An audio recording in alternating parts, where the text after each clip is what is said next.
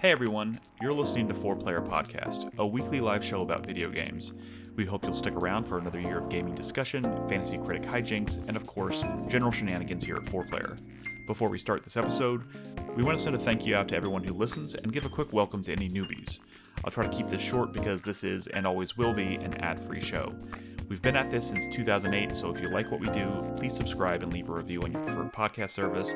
Join us in our Discord at discord.gg/4player, or, if you're so inclined, throw us a couple bucks a month on Patreon. We record these episodes live every Tuesday night on twitch.tv/4playerpodcast, all spelled out, and episodes hit podcast services on Friday morning. You can find all the links you need at 4playernetwork.com. But enough about that, let's get started. Hey everyone, welcome to 4Player Podcast. This is episode 849. Look at that, 849. It is September 23rd, 2025. I am your host, Nick Henderson, joined, as always, by Brad Simons. Yeah, what up? Currently second place to Derek in his other fantasy I'm probably critic not league. even going to end second place. There's somebody coming up with 4 hidden releases. Man, what a bitch. Just a little All bit right. behind. Crispy, Part of it is Crispy. fucking Trails Oh in my the God. Sky overperforming. What the fuck? We're going to talk about overperforming games tonight, that's for sure. But let me get through this intro. Crispy, how you doing? Hello. What's up? Hello. We're going to talk a little bit about Peak tonight. I'm kind of excited because last week was so fun. I got to say, though. I had a good time. Like, you could be a fucking 13-year-old listening to this shit, and you just said the most uncool shit you've ever said. Well, it's like, talk about Peak tonight. It's so fucking, like, not cool to be excited about Peak. You can, like, be playing Peak still, but, like, you can't be excited about Can't be Peak talking anymore. about it. Yeah, it's Well, like, here's the it's like this fucking, all right. We it's here just- at 4Player Podcast never really jump on the streamer slop bandwagons until way later. So you know, fuck them. We're gonna talk about. I just want to talk about our experience more than anything because it was fun, specifically because we're playing together. But anyways, that's neither here nor there. We'll get to it in a second. Chris Davis, how you doing? Hi, I'm also here. Yes, yes, you are. Yeah. And you know, video games. We're gonna talk about Peak tonight. We're gonna talk about all that Kojima stuff because Is there all that? I guess I wasn't paying too close attention. Yeah, he announced like a fucking partnership with Niantic, a fucking gross animated Death Stranding movie, which looks kind of wild. OD, which has a new subtitle and a trailer, which looks wild. Maybe I'm missing something else. We'll talk about that stuff. Somebody made some joke on some podcast about Kojima going to see that movie Tar and being really disappointed. And I didn't quite get it at first, but then I was like, "Oh, Death Stranding, yeah, he'd be pretty disappointed." But I kept thinking, like, no, he'd probably, he loves cinema. He'd probably love that movie Tar. I didn't get the joke at first, but I guess I don't get the joke. That's the one with the Monster Hunter Death thing? Stranding. Just think Death Stranding. Because of the tar. Oh, sorry, it's not really about tar at all.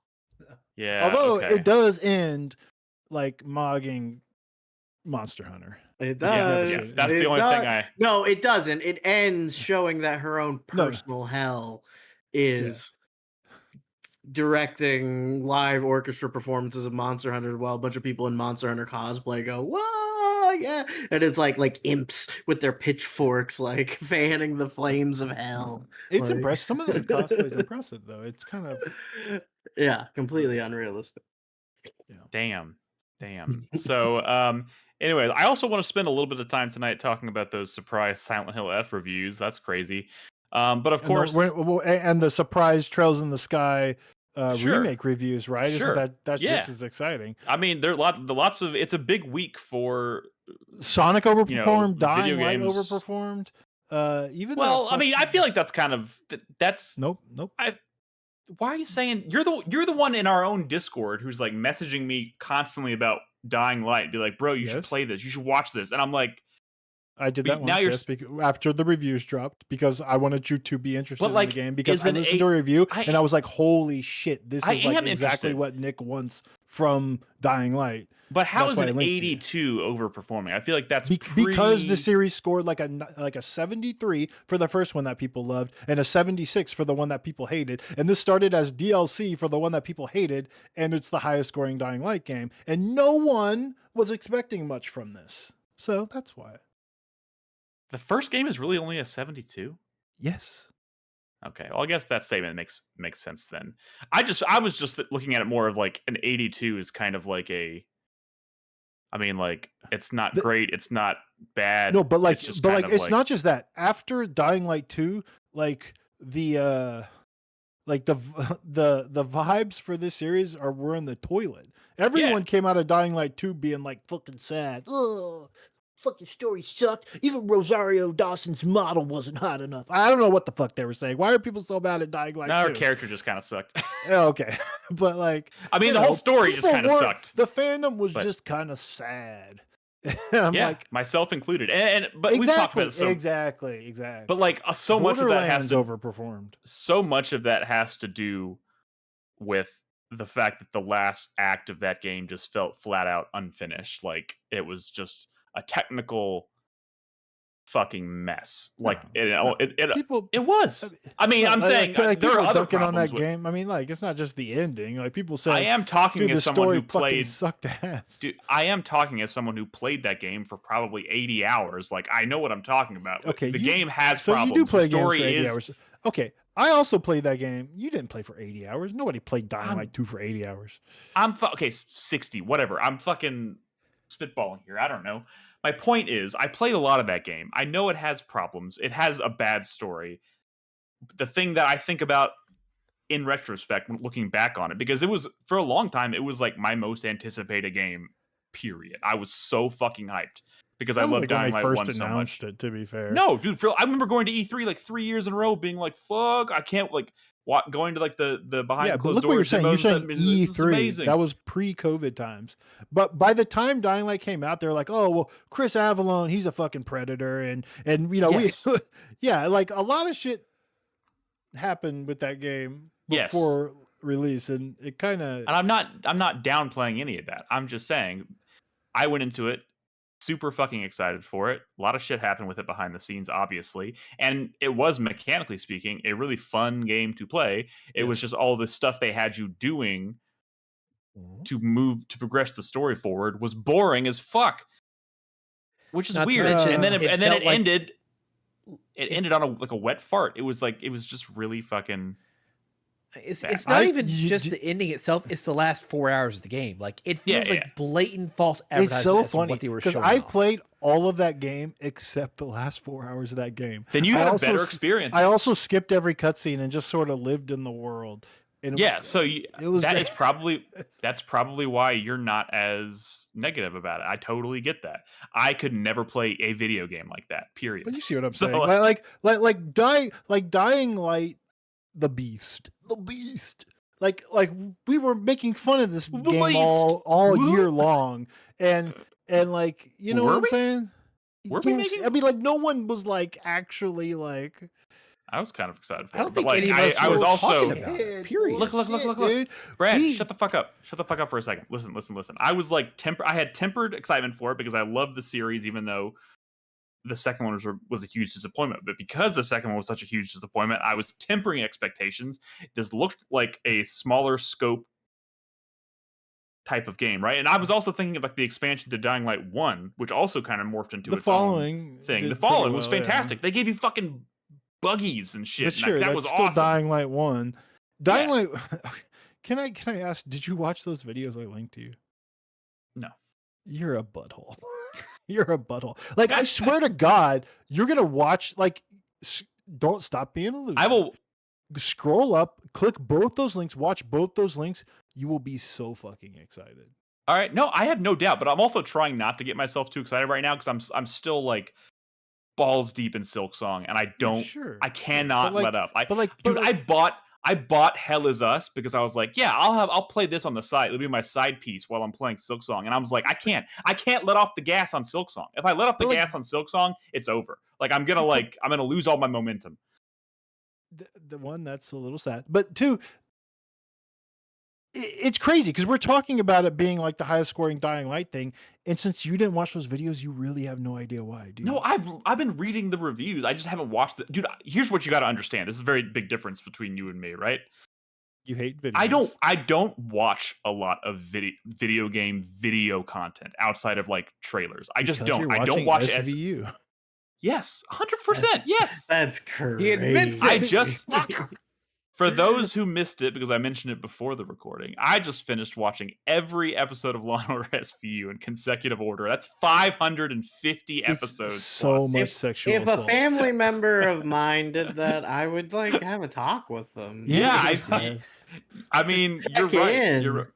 You're right. And it's funny. We did end up canceling our Hulu subscription because of all the drama. You're like, wait, I got to finish all of Law and Order, then we can cancel. Well, you cancel it, and then it stays until your current thing is, your current month or whatever is runs out, right? So I was like, I have 5 days now. Like I'm at the tail end of this thing. I'm not giving up. Like when I have 8 episodes left, so I just like barreled through it and I finished. How many episodes were you watching a day? There were days when I didn't watch an episode, but there were also days where I watched like 6. You know what I mean? We're talking about over 500 episodes, right? Yeah, but it took me over a year to do it. So like, oh, that's so funny, dude. Farrick is talking about The Wire in chat. Like, there is totally people out there like, dude, I couldn't get through season 5 of The Wire, but I watched every episode of SVU. No, if you're trying to accuse me of saying I couldn't get through season 5 of The Wire, that is blatantly false. I couldn't get through season 2 of The Wire. That's actually not real. That's not real. It's not real. I'm kidding. I was making a joke. There is truth to that because you're not the only person. No. Who starts season 2 of The Wire and goes, what is this? I don't know these characters. No, I watched the first season of The Wire, and then I switched to watching something else with the intention of going back, and I just never went back. And it's not, I didn't make the it's been one of those shows where I'm going to go back and watch. The thing is, now I've canceled my fucking HBO subscription for now as well. That close. Fuck, I'm realizing now how I'm really gonna have to lean on Netflix and Apple TV for a while. So what's next for you? Criminal Intent? No, I'm not watching. I only have room for one Law and Order show in my life, and that's good. I'm good. One about rape. I mean, that is objectively speaking the best of the series. I'm just saying. Is that true? Is it the most respected Law and Order? The one with Ice-T? Yeah, dude. Fucking yeah. Is that true? Yeah, I mean, dude, it has 27 seasons. Really doesn't regular Law and Order have 27 seasons? I actually just found out when I finished Law and Order SVU, because when you finish an episode of something or a series on a streaming service, it'll be like, you should watch this next. It popped up the original Law and Order, and I was like, oh, what? And then but I looked at it for a second. I was like, wait a second, this looks like this is still going too. I thought the original Law and Order ended a decade ago. But apparently it's still going too. So it's probably a tie between between the original and SVU. Why are we talking about this anymore? I just brought it up for the lulz, okay? I know it's crazy. Let's rein it back in. We're here to talk about video games. We don't need to talk about my ill-advised viewing TV show viewing habits. Videos. Can you please watch those? Yeah, I'll watch one tomorrow. I watched Blackbird on Apple TV, which is pretty good. That's that is. But that's 6 episodes, so I finished that. What is that? Real fast. It's a mini. Sonji, shut up. What is it? Oh, you don't. Blackbird. Sonji says rewatch Buffy now. I'm is not. Is it Halloweeny? Blackbird? Not in the sense. Not what you're looking for. It's a story about a guy who goes under. It's about a criminal who goes undercover on behest of the FBI to lower his sentence, and he's supposed to try to elicit a confession from a serial killer in prison. So I did finish No, I still have one more episode of Alien Earth. Yeah, I'm gonna watch that maybe tonight, depending on what time we finish, because it's the finale, and my Hulu subscription ends. This is why you rush later this week, so you can finish Alien. God no, damn it, Nick. No. But I'm kind of like Halloween pilled right now, so I'm looking for good stuff. Did y'all hear that new VHS movie is like Halloween based? Kind of excited about that. I watched The Long Walk. I don't know how Halloweeny that is, but it is. It's not very Halloweeny. I mean, it's Stephen King, and it's really good. It's a really good fucking movie. I heard it got really good reviews, right? Dude, it's excellent. And what is that? Who directed that? Why is that so good? Who direct? Oh, I mean, it's based off of one of his earliest. Yeah, but like stories. there's also like Poop from a Butt that is based on Stephen King books. You're gonna make me look up who directed The Long Walk, but I'm not. It's Francis Lawrence is the director. The director of The Hunger Games, Constantine, I Am Legend, Red Sparrow. I guess that's it. I mean, some of those are okay. I mean, I didn't go to this movie because of the director. This is not like this is the first time me looking it up to even see who the director was. I'm not saying you did or you should. I just asked who it was. I mean, it's probably his best movie at this point. I'm guessing. Yeah, I mean, no, I'm saying like this reviewed extremely well. So I'm like, it's because it's just it's a really interesting concept and it's executed really, really well. And it's just hard fucking to watch. Squid Games, dude. It's just fucking Squid Games. No, it's not Squid. I mean, as someone who has never watched Squid Games, 89% certified fresh, which is as someone who has never watched the Squid Games, I can't say for sure that it's not Squid Games, but I feel pretty confident saying it's not. This dude's virtue signaling as like a non-Squid Games watcher. It's not. Nick, you're not the cool one.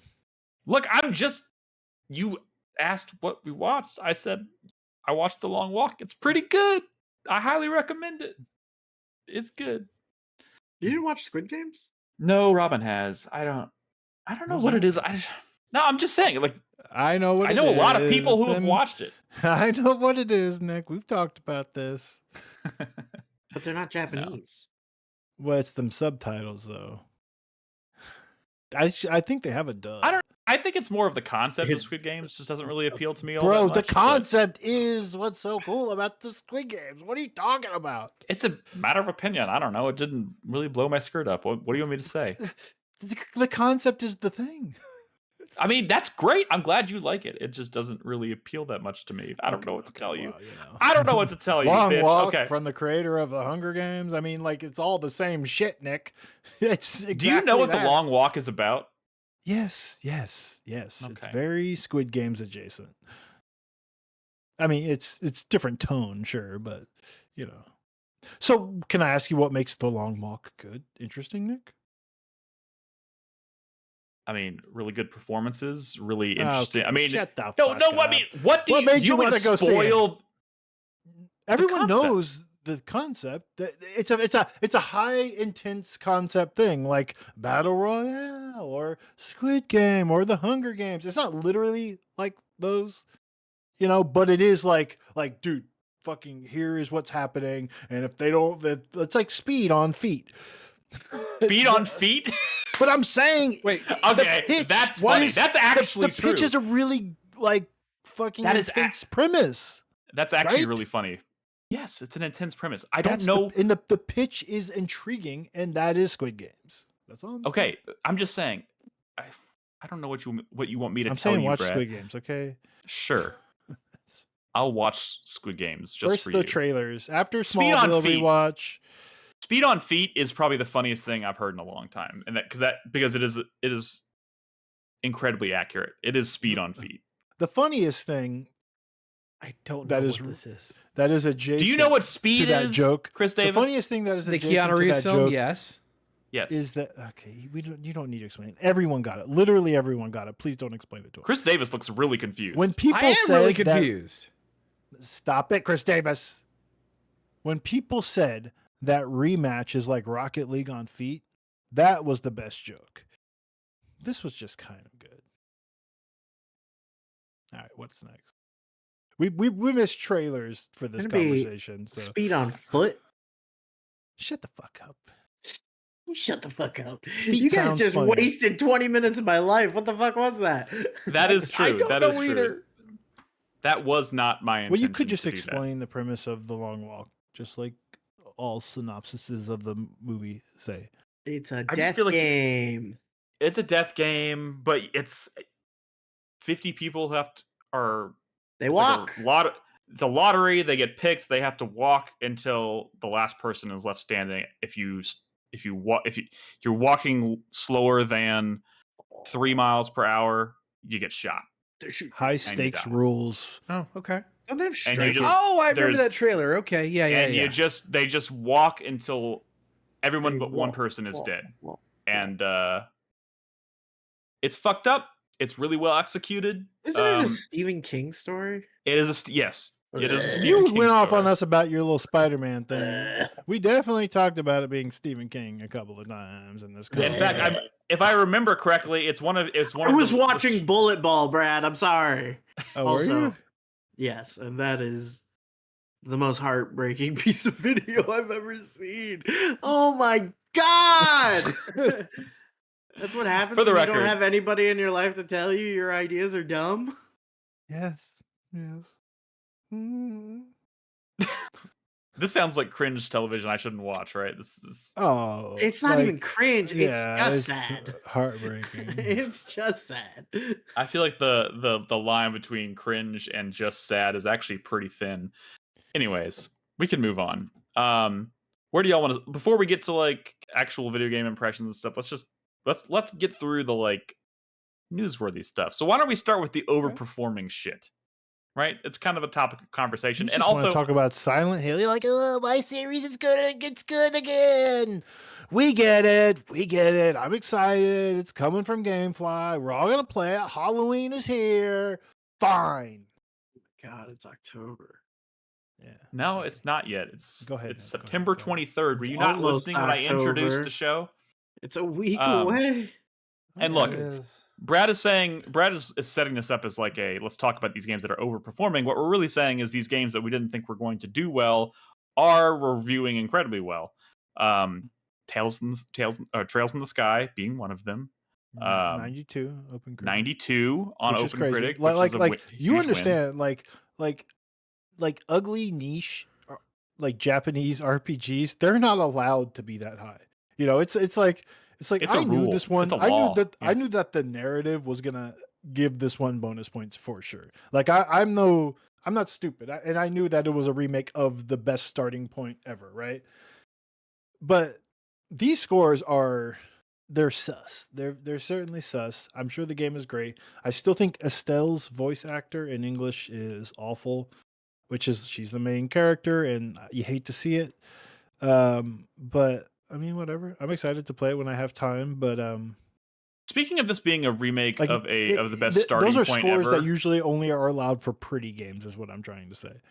so just real quick, because it's a catch-22, isn't it? Because like they remade the first game in the series, making this maybe the best entry point for the series. Yeah. But if you play this game and you're like, okay, now I'm on the hook, I want to play more of the series, you immediately have to go back and start playing a game that came out like 18 years ago.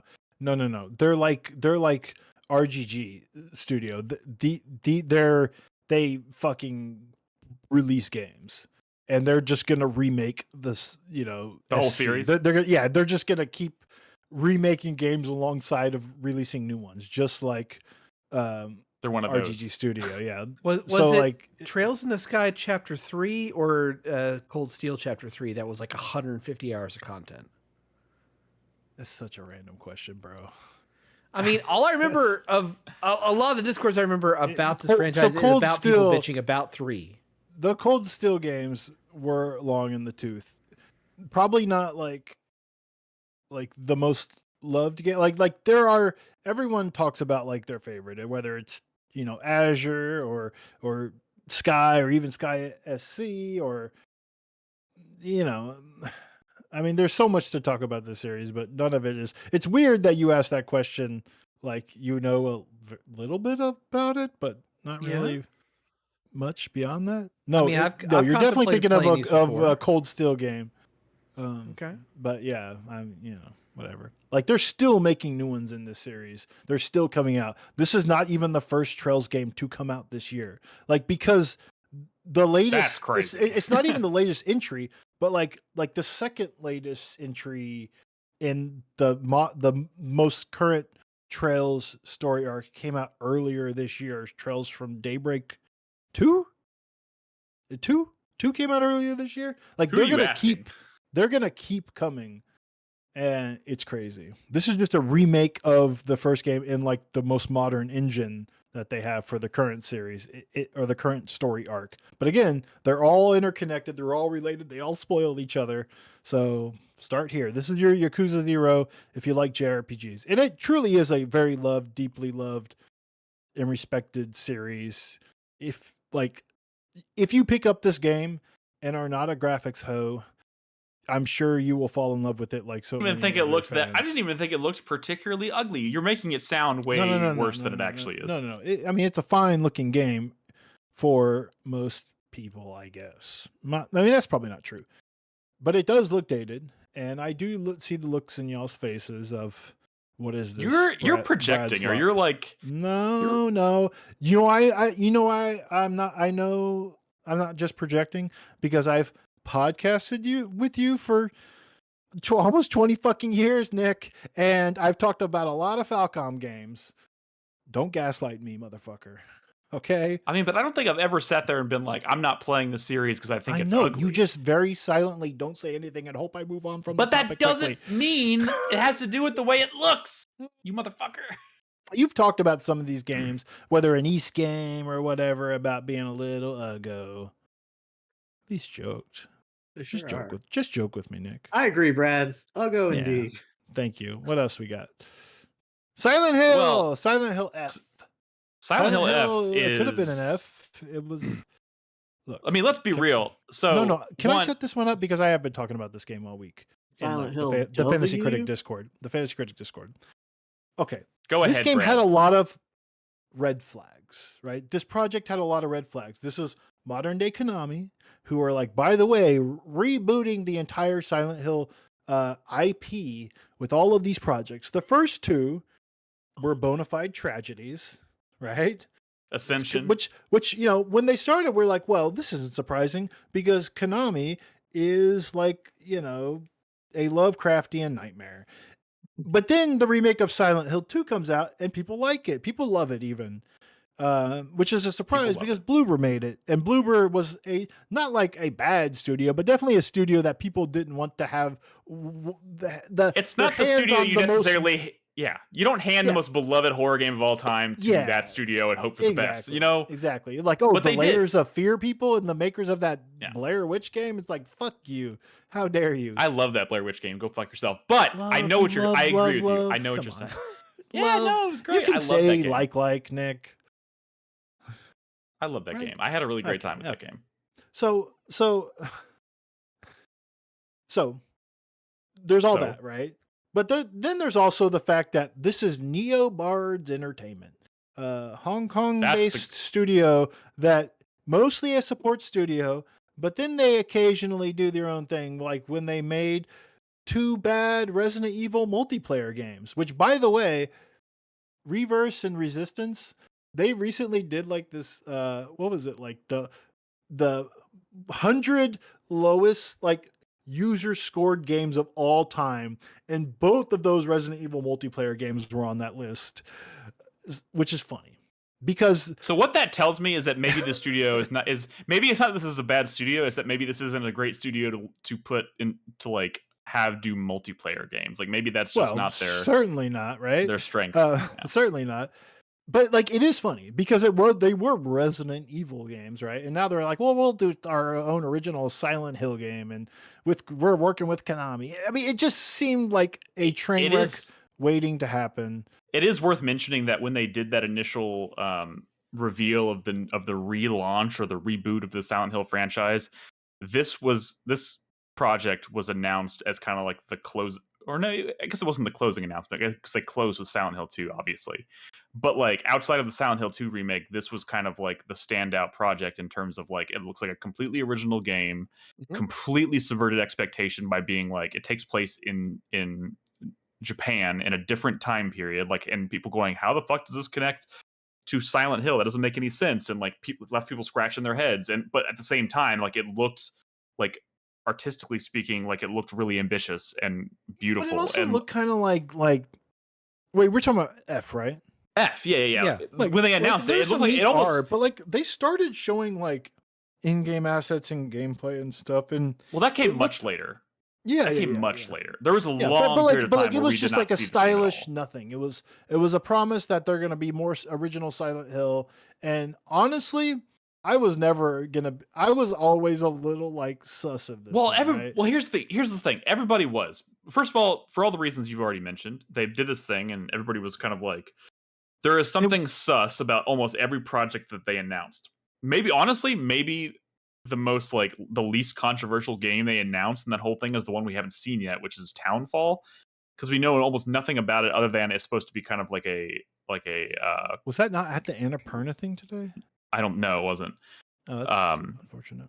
But apparently that's still coming. But like everything was a little sus, and then we got but like of that And they started showing presentation, gameplay, and like it all came in hot, right? Like they were kind of quiet for a while, and then earlier this they're year, quiet for like 2 years. they started showing stuff again, but they weren't showing a lot of gameplay. It was all like a lot of like cutscene stuff, or It looks like Fatal Frame. Like for a while, I was like, well, it's like Fatal Frame, but they took the camera out and replaced it with like Silent Hill combat. So, and then all of a sudden they were like, "Oh, by the way, this game is releasing way sooner than you thought."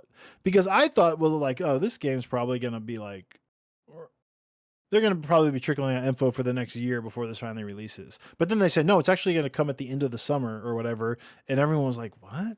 Like already it's coming out? You've barely shown this game. It seemed Real weird. quick, before you go any further, I didn't get to finish my thought about like that original announcement, like almost immediately, because people were like, "Oh, that looks really interesting," but immediately people were like, "Who's this developer?" Because obviously Yeah. they put and then people looked it up and were like, "Oh, well, this is suddenly very suspect." And that was kind of the narrative for a very long time. Yeah, that, and So we just then, hadn't really seen much of it. When they finally started showing it, some people were kind of like, "Oh yeah, this seems cool." I was always like, "Yeah, but like, let me see some unedited gameplay. I bet the combat's going to be jank as fuck." Which, by the way, like reviews are super positive, and they're not like, it ain't because of the combat. Now, so like I also, and the other thing that had me a little like iffy is like the actual like, remnants of Team Silent or whatever, they were still kind of around and kicking and doing like last year they released Slitterhead, and like some people like that as like a fun like oddity, but like it definitely was like a really jank ass kind of like lower budget game. And anytime I think of I was thinking of Silent Hill F. I was like, this is probably also going to be like a lower budget game than I thought, probably jankier than I thought. They mean well, they want to have Silent Hill vibes or whatever, but it's probably going to be just kind of like low 70s, probably land around there, right? Best case if they're scenario lucky, in my yeah. mind was a high 70s kind of situation, maybe. Now, earlier this week, there was a leaked review that was posted early and then pulled down, but people saw it and it was like a 9.5 from like a real ass game critic, right? 9.5, what, for this weird jank ass Silent Hill game? Like, what are you talking about? What's going on? 9.5, that's rare for just horror games in general, honestly. Yeah. And then I don't know. So a lot of like hindsight is 2020 kind of talk happens over in the Fantasy Critic Discord because, of course it does, right? What I've been hearing a lot of people throw around is like, oh yeah, I knew this was going to be amazing because Ryu Kishi 7 is the writer or writing for this game, and they're throwing it around like a game with good writing is always going to score incredibly well or something, which is not true. But he's like a respected like manga writer. I don't know. Didn't he write? Is he the writer who did that? Higurashi, When They Cry. The whole, I forgot what it's called. Oh, really? When They Cry. Okay. Is he the one who wrote the manga with like the people shaped holes? No. No. What am I thinking that's of? Junji What is Ito. that? That's Oh, you're right. He was involved. No. He was involved in another horror project, but I can't remember which one it was. But like, did this motherfucker actually write the script, or is this like a George R. Martin writes Elden Ring kind of situation? There's a Junji Ito suit in Death Stranding too. He did like a pattern for a suit that makes you invisible to BTs. Cool. Pretty cool. Okay. Interesting. It was cool. Yeah, but anyways, apparently, But again, I Well, don't now think it's sitting anybody as expected these kind of scores. Now Because, it has 88 reviews and it's sitting at an 87. Did y'all watch or read any of these reviews? Like, they still kind of like talk shit about the combat. But here's the thing, like here's Yes, it's always been bad in Silent Hill. it's always been bad, but like I also think about like one of the black sheep of the series was Homecoming. But Memories. like the one thing they did pretty Homecoming. well in Homecoming, I think comparatively speaking maybe to a lot of the other Silent Hill games, was the combat. It wasn't great, but it was like way more competent than most other games in the series at that point. Shit, but the problem is everything else sucked. Yeah, but like if they at least reach like that level, that tier of combat, but everything else is also really good, then I can understand why people are really happy with this. And I also think the Silent Hill 2 remake had really solid combat. Solid. So like, but and I don't think, but at least combat in that was like kind of fun. You had, you didn't just have melee weapons, and you were getting stuff from.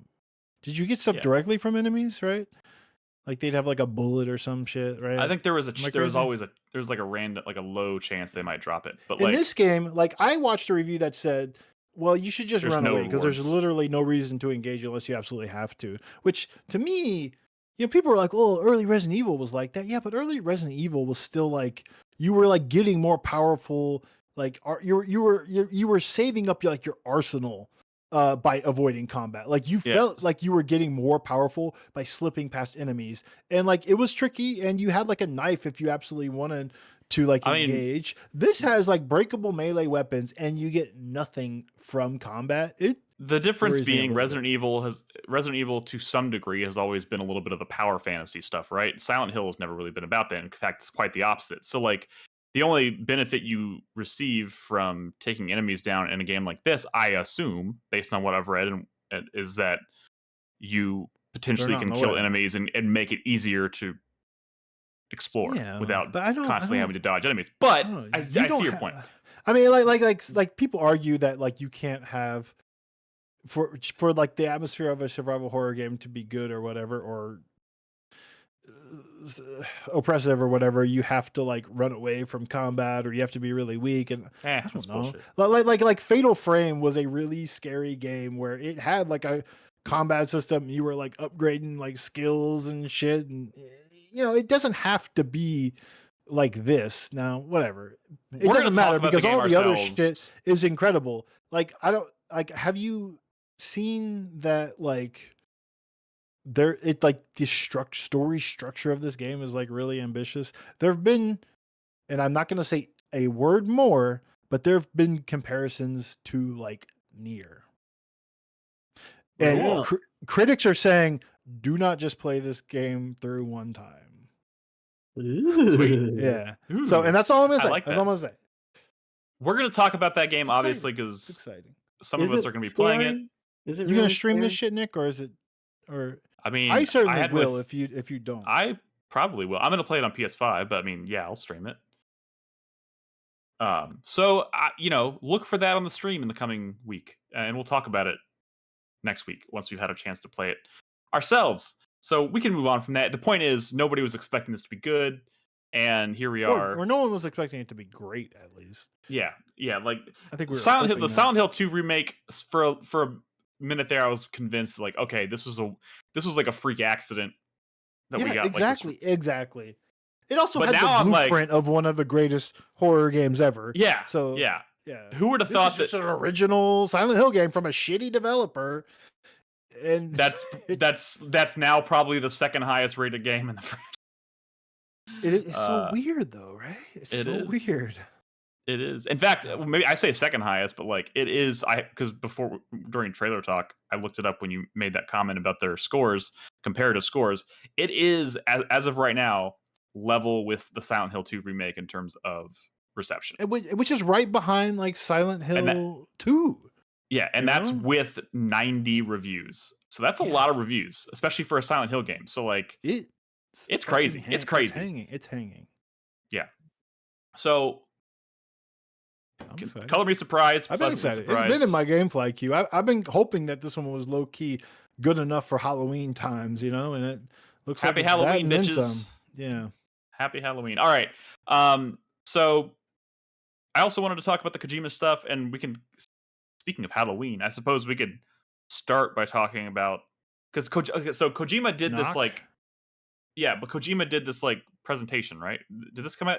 Did they previously announce this, or did this kind of Yes, it was spring on previously people? announced. Okay, It was previously announced. I must have missed that announcement because it happened today, and he did his own Kojima Direct or whatever the fuck you want to call it, where he announced, among other things, like an animated Death Stranding movie called Mosquito, which looked weird. Hell, and cool. I didn't hear about that. Hell yeah! Oh yeah, you should go check it out. It's pretty wild looking.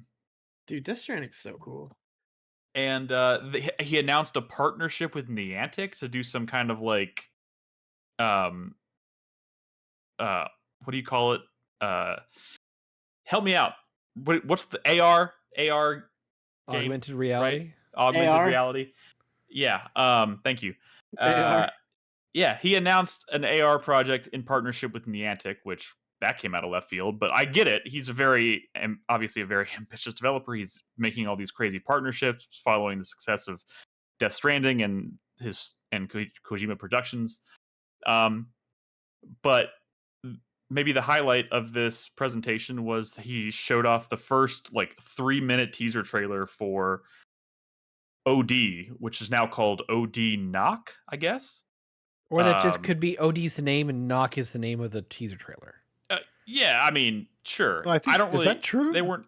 How about we No, call they it weren't Knock? super clear. I feel like Knock is better than OD, although OD is pretty good. So if you recall, this is the game that he announced alongside Jordan Peele 2 years ago, maybe 3 years ago. I don't know, where he came out on stage and said that we're making a horror game together, and it sounded like it was going to be some weird, ambitious, cloud-based computing type horror game that was reminiscent of PT or something like that. Mm-hmm. And I don't know how much of that is still kind of part of the plan or part of the scope or whatever, because right now it just looks like a video game, I guess. I don't know. But yeah, this trailer, this was kind of a tech demo-y type thing, but and obviously he dropped a bunch of Hollywood names like Hunter Schafer, and I keep forgetting her name, the girl from It, which we had this conversation earlier. Maybe somebody in chat can help me out. She's also in something else that I can't remember. But anyways, neither here nor there. Dropped a bunch of Hollywood names.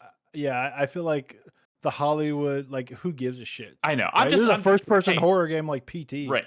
We're talking. I'm just saying. He likes to use Hollywood actors. He'd be sad if we didn't mention all his. He'd be sad if we didn't mention the Hollywood actors. But I like the cast of young ladies from Hollywood. Yeah. Norman Reedus. No Norman Reedus this time. At least not. No, but he's part of the collection. He's part of the collection, yes. But yeah, this trailer looks kind of wild. It's this really crazy looking door, and this creepy card gets slid under the door, and then this girl picks up a matchbox and walks over to this table with a bunch of candles and creepy shit on it and starts lighting the candles. And as she's lighting the candles, weird shit starts happening. You keep hearing weird noises, and you keep hearing this knocking on the door behind her. And then she lights one of the candles, which looks like a baby's head or something. With a baby.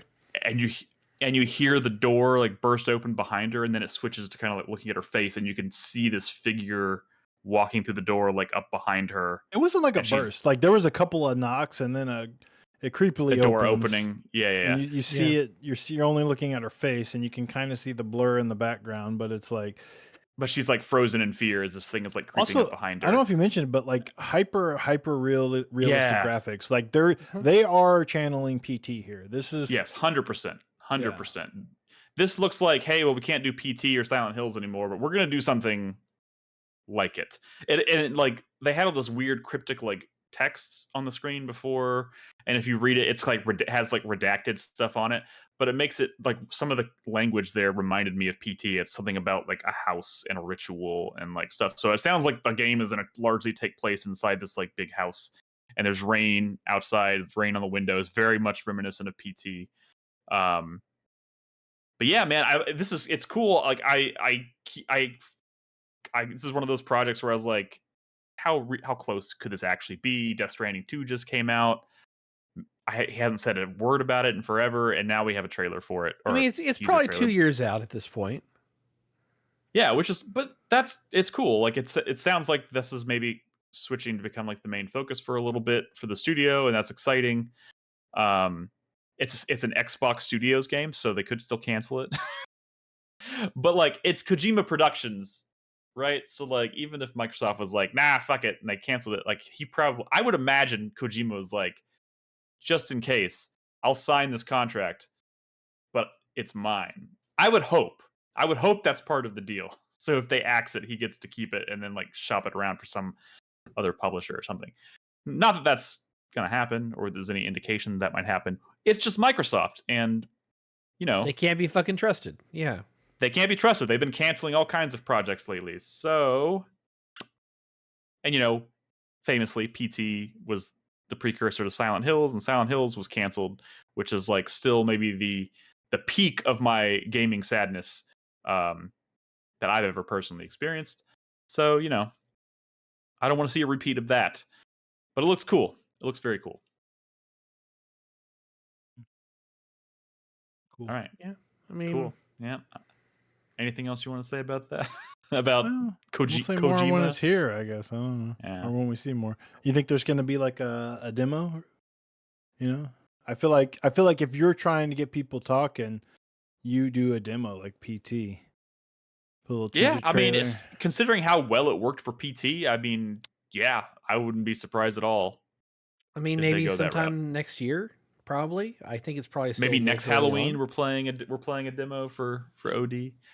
Oh, I just my Figure out brain their is just timeline, bro. my brain is just making this connection right now. But like PT, OD, like Yes. Like, for me the connection was always Kojima and the hyper realistic graphics and the horror aspect of it. But I didn't even think about But like, what the about 2-letter like, title. OD like overdose also? So Well, yeah. What I don't know what the fuck what was the game, the horror game that like Guillermo del Toro was involved in like way back when that was canceled? Insanity. Insanity. That wasn't the name. It was announced in 2013. There was never gameplay footage. The only trailer that ever existed was of like an announcement that just flashed the name of the game on screen for like a minute.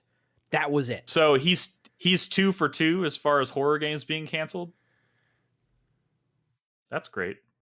No, but there was like, wasn't there a game like Codename OD or something? Or What? kind of like that? I mean, PT was Guillermo del Toro. What was Insane. Did PT have?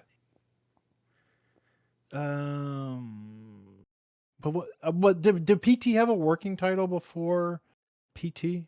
Well, No. PT is just a playable teaser. PT was just a playable. I mean, he was involved with Silent Hills.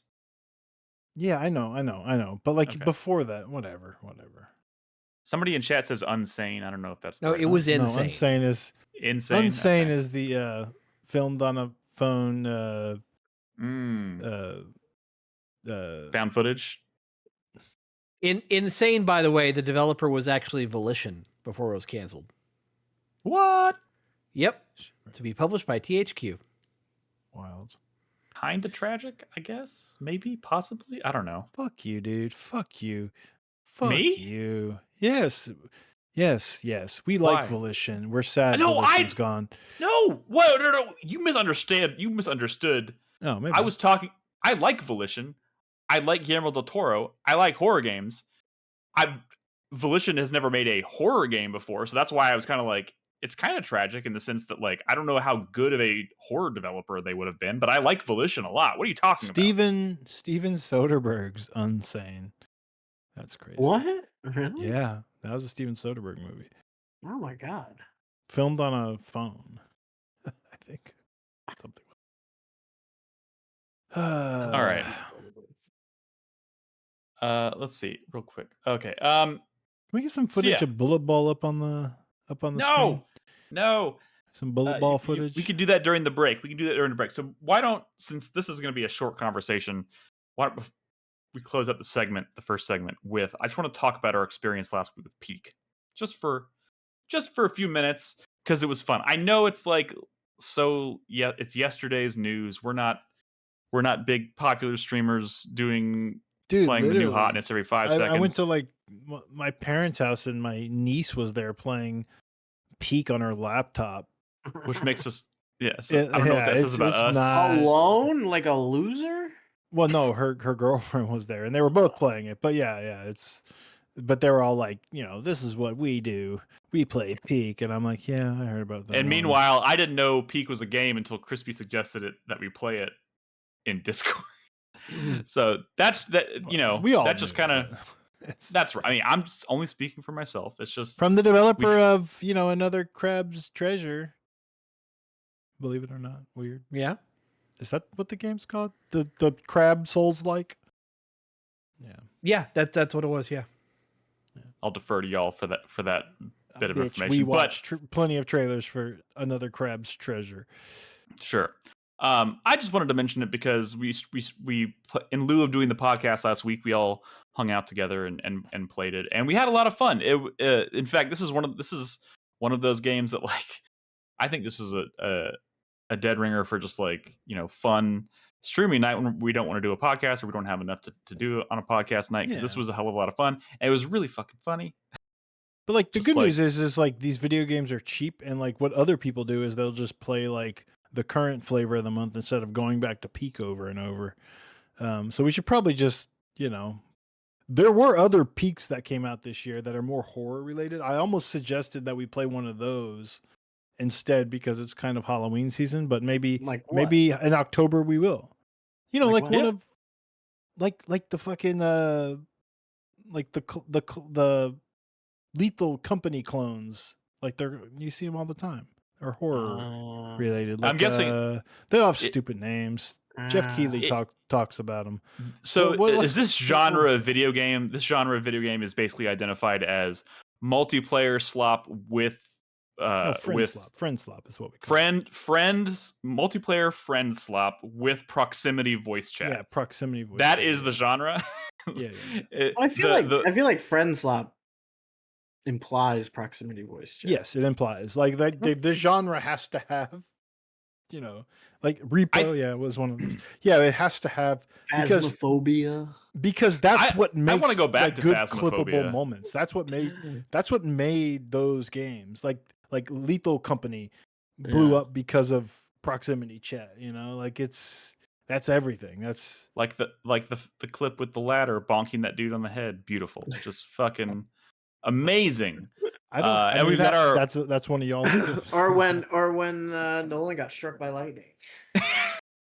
Dude, just the the hundreds of clips of that game on YouTube that did like 50 million views. Yeah, I mean, times like we don't do a lot of we're not as consistent as we used to be. Obviously, it's like streaming, we just kind of do it here and there. But so like we don't really clip things out the way we used to. But like one night of playing Peak, and I was like, man, I wish we were clipping things out.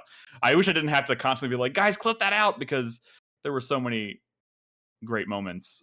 Like this fucker right here, Chris Davis, venturing out on his own for like 30 minutes, just leaves me and Brad and Crispy in the dust.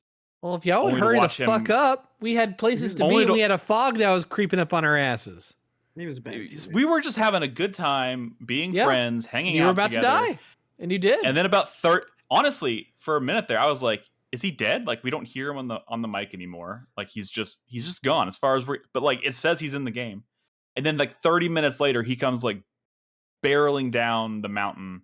If we get to the end of this footage, which is in about 8 minutes, you'll see my death. We're not going to make it. From my perspective, we're not going to make it. But it was one of the funniest things I've seen. But like that moment is what made this game popular. It's literally just people falling off the mountain yelling. Yes, that's the joke. That's the bit. Yeah, it's good. At a time, you gotta take joy where you can find it. It's just a days. survival game, though. I'm still kind of surprised that this game like blew up as much as it did, because it's not like, the teamwork stuff is pretty cool. I think the reason it's called Friend Slop is because the game itself isn't what really matters, right? It's just that you're playing games with your friends, and the voice chat is funny. Yeah, but like there are legitimately cool moments when you realize that like so there were moments where like Crispy and I were trying to scale a thing, but he didn't have enough stamina, and I was like able to like reach out and like grab his hand and pull him up a cliff right before he ran out and fell, and like stuff like that feels really rewarding and It's nice. just so it's so funny because it's a combination of like this Lethal Company sort of proximity chat thing, right? But then it's also like climbing games are also like popular, right? Like like Bennett Foddy stuff and just whatever climbing or pushing boulder game that fucking Northern Lion's been playing, right? And then there are like just like wobbly, like goofy colorful dudes like like Among Us, or what's the physicsy one that is like extremely fucking popular with like floppy physicsy colorful dudes that secret Gang Beast?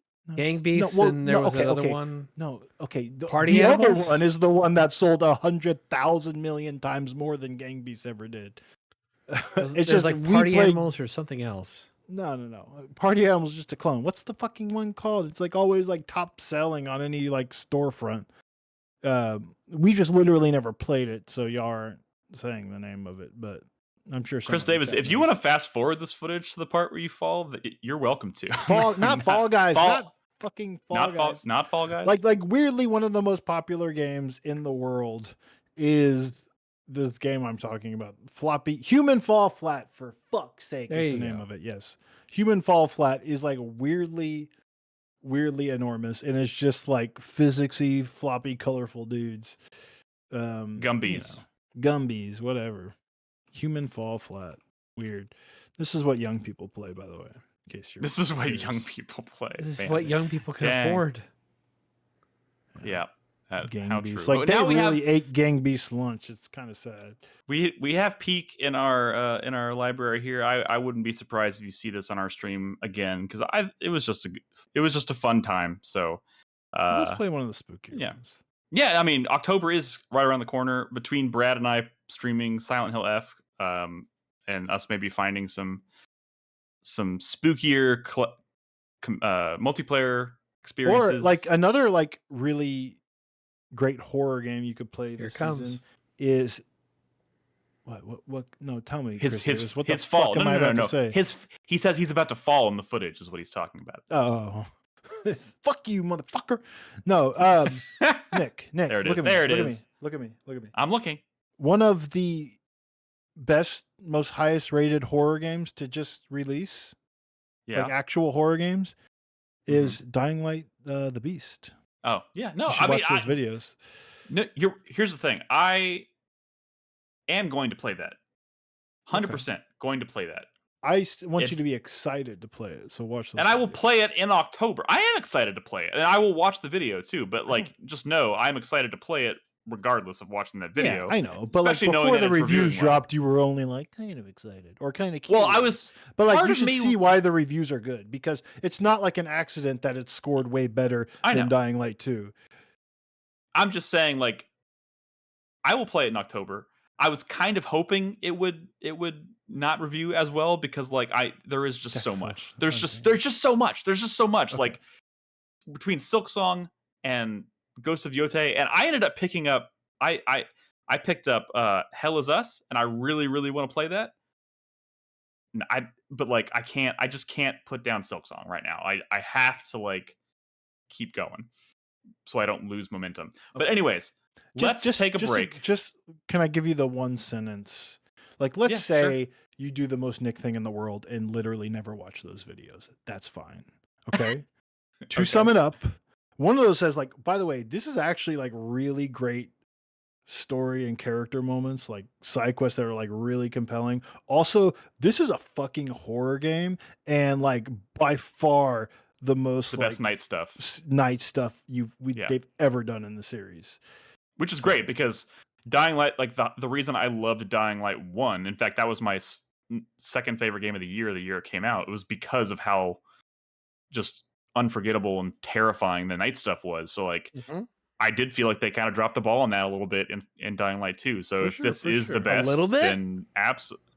I mean, they dropped the ball on a lot of things. Like I don't like the way y'all talk about like this gulf between Dying Light 1 and 2. They're not really like mechanically speaking, I would say Dying Light 2 is is an improvement. But like that's or even all. quality wise. I Hook mean, like shot. even Hook shot. it's not a golf. It's not a golf, Chris Davis. Hook shot. It's a stream. Transformative I think gameplay we mechanic changed. of We Dying Light changed. 1. Completely got rid of it for the sequel. All right. I will play it It's in not October. back in Dying Light the Beast. I will play it in October, and I will talk about it on this very podcast. Don't you worry. Good. And I will probably stream it as well. I'm going to, especially in the month of October when it's spooky season, like, I will be doing some streaming. I know I don't stream very much these days, but I will be doing some streaming. Silent Hill F.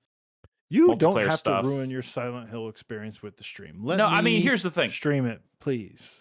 What, I've streamed. Can we not both Remember, stream it? Why not both? You're the silent. I mean, fine. Are you gonna play it all on the stream or just like on Monday or whatever? I don't know. Here's the thing about horror games too. Like I usually stream them because sometimes, admittedly, trying to convince myself to play a horror game without an audience, without like basically quote unquote by myself, is I have to really psych myself up to do it because like the prospect is like very like I don't know. I mean, I still do it. I played all the way through Silent Hill 2 off the stream, I think. I don't know. Me I play a too, lot of horror and that was games, kind of but- sad. Like I played some on the stream, but I guess I played a lot on the stream. I just didn't finish it on the stream. I will say, I get a little like less motivated to stream a game if you've already streamed it. I'm not saying you shouldn't. I mean, if you but want to lead and I'll stream I am after not you, a that's Silent fine, Hill. too. Like I didn't grow up loving Silent Hill like you did. I played all those games on stream after we started streaming because people liked watching that shit, and I played it kind of against my will because people demanded it. And you know what? It's streaming that made those games fun for me because without the stream, I'd be like, "What is this bullshit?" I'm going back to. Fine. I mean, here's the thing. I wasn't really planning on streaming it until you brought it up. So, but I will, at the very least, I'll we can stream the both do it. Beast. I don't want to talk you out of it. But there could be At the people very least, watching I will stream the Beast. who You are will like, see fuck Silent Hill. You will see Silent Hill F from Brad or myself or both in Yes. October. We'll have the Beast on the feed as well. Maybe some Hell Is Us. That's kind of horror-esque, right? That's horror-y. Yeah. We got some stuff. We'll be playing some stuff in October. Anyways, let's take a break. Also, Carlos might be streaming it. He's probably got Silent Hill F. Both actually. Oh, interesting. All right, so let's take a quick break. When we come back, impressions. I want to talk a little bit more about Silksong. I know Chris David has some final thoughts he wanted to deliver about Metal Gear Solid Delta And Hollow Knight. and Hollow. Yeah, that's right. You started I the want to hear about original that Hollow even Knight. more than Silksong, honestly. But yeah, That's crazy. Yeah, we might spend more time talking about the original Hollow Knight because Chris Davis is playing it for the first time. just because he's probably got some bad shit take. I can't wait. Can't wait. All right, we're going to take a break. When we come back, we'll talk about some Hollow Knight, some Metal Gear, and wrap up. So if you're listening at home, don't go anywhere. We'll be right back.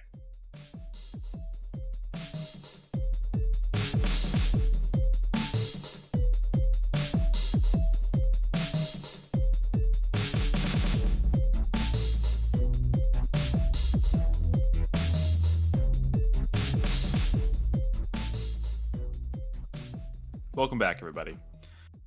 It was brought to my attention at the end of the last segment that we are going to talk about Silksong. But before we do that, I feel it's prudent that we check in with Chris Davis because It he is? started. Yes. I don't know if you didn't bring footage of this, did you? Of Hollow No, Knight? I haven't played that much of it. Okay, I just What? we just How much have you played? Whoa, that's already suspect. Don't give us an excuse. I mean, you literally never record footage. I started playing it Figuratively. yesterday. I put 2 hours into it. Like, calm your tits. Oh, okay. So not super far. I don't even know if he's played enough of it to like form a controversial opinion about it. No, I think it's fine. I think it's just fine. I have gotten to the point to where I have fought Hornet, and the furthest I've gotten is the Queen Station. Like I'm still finding my sea legs. I'm trying to figure out what I can do besides the boost ability, the gust ability, whatever it's called. Like Gotcha. I'm not nearly far along enough to offer an opinion other than I'm fine with it. It's all right. Okay. All right. Well, that's Now mildly disappointing. It is we'll a check in with you. Metroidvania Metroidvanias are all about that power curve and getting better and stronger and having more abilities to do more things. I have not played enough to get to those special abilities that Well, let me more just tell things. you, Hollow Knight does it better than most. That's So- great to hear. I look forward to hopefully finding that out. Hopefully, I finish this before Ghost of Yote next week because that is going to consume my Ooh. life. You're gonna rush Hollow Knight to beat before Ghost of Yote? I mean, I I'm would only I would playing- normally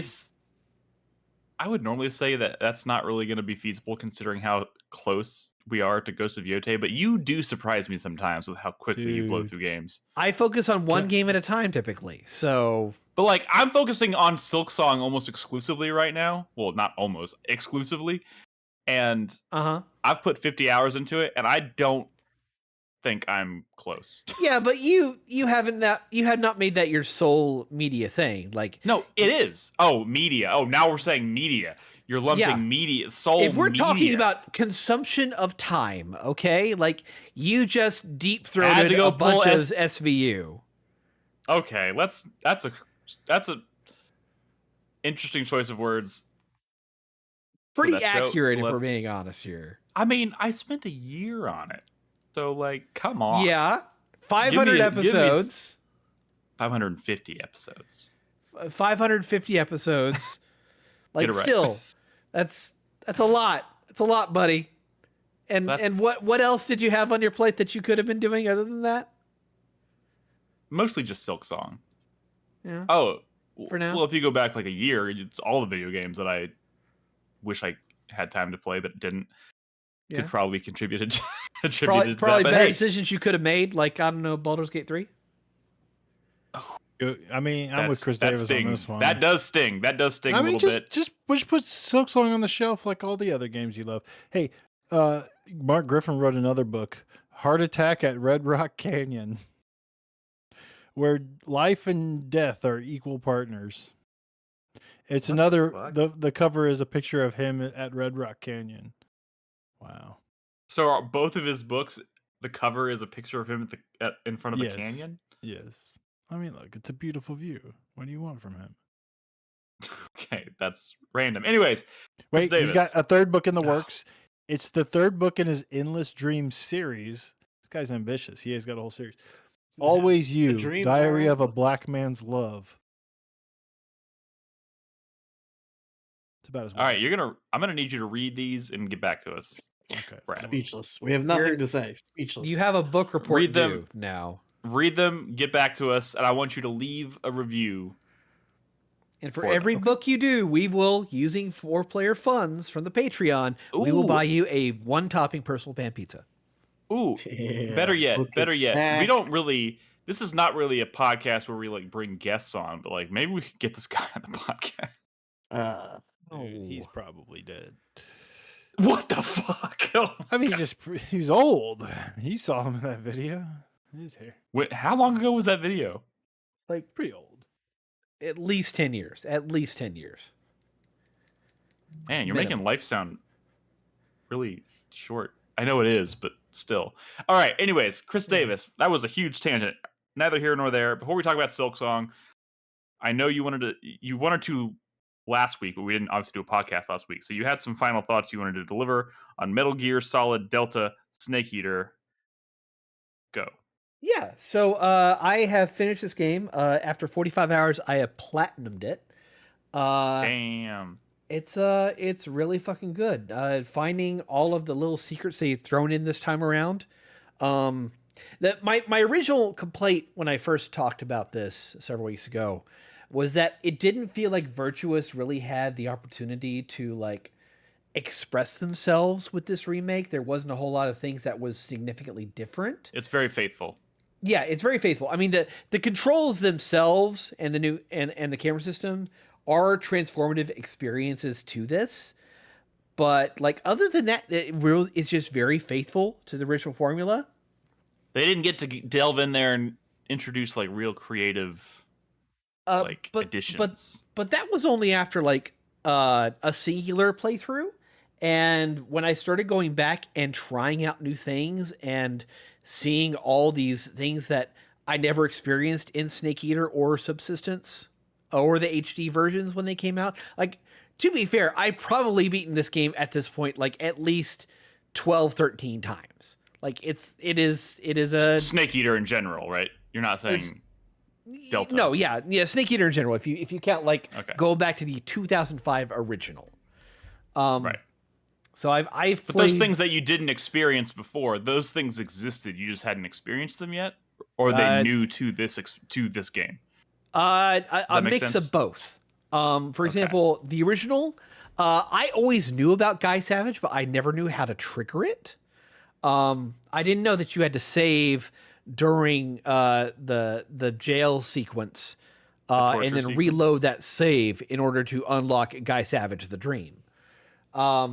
And I watched a little bit of footage of it the other day just to go back and compare.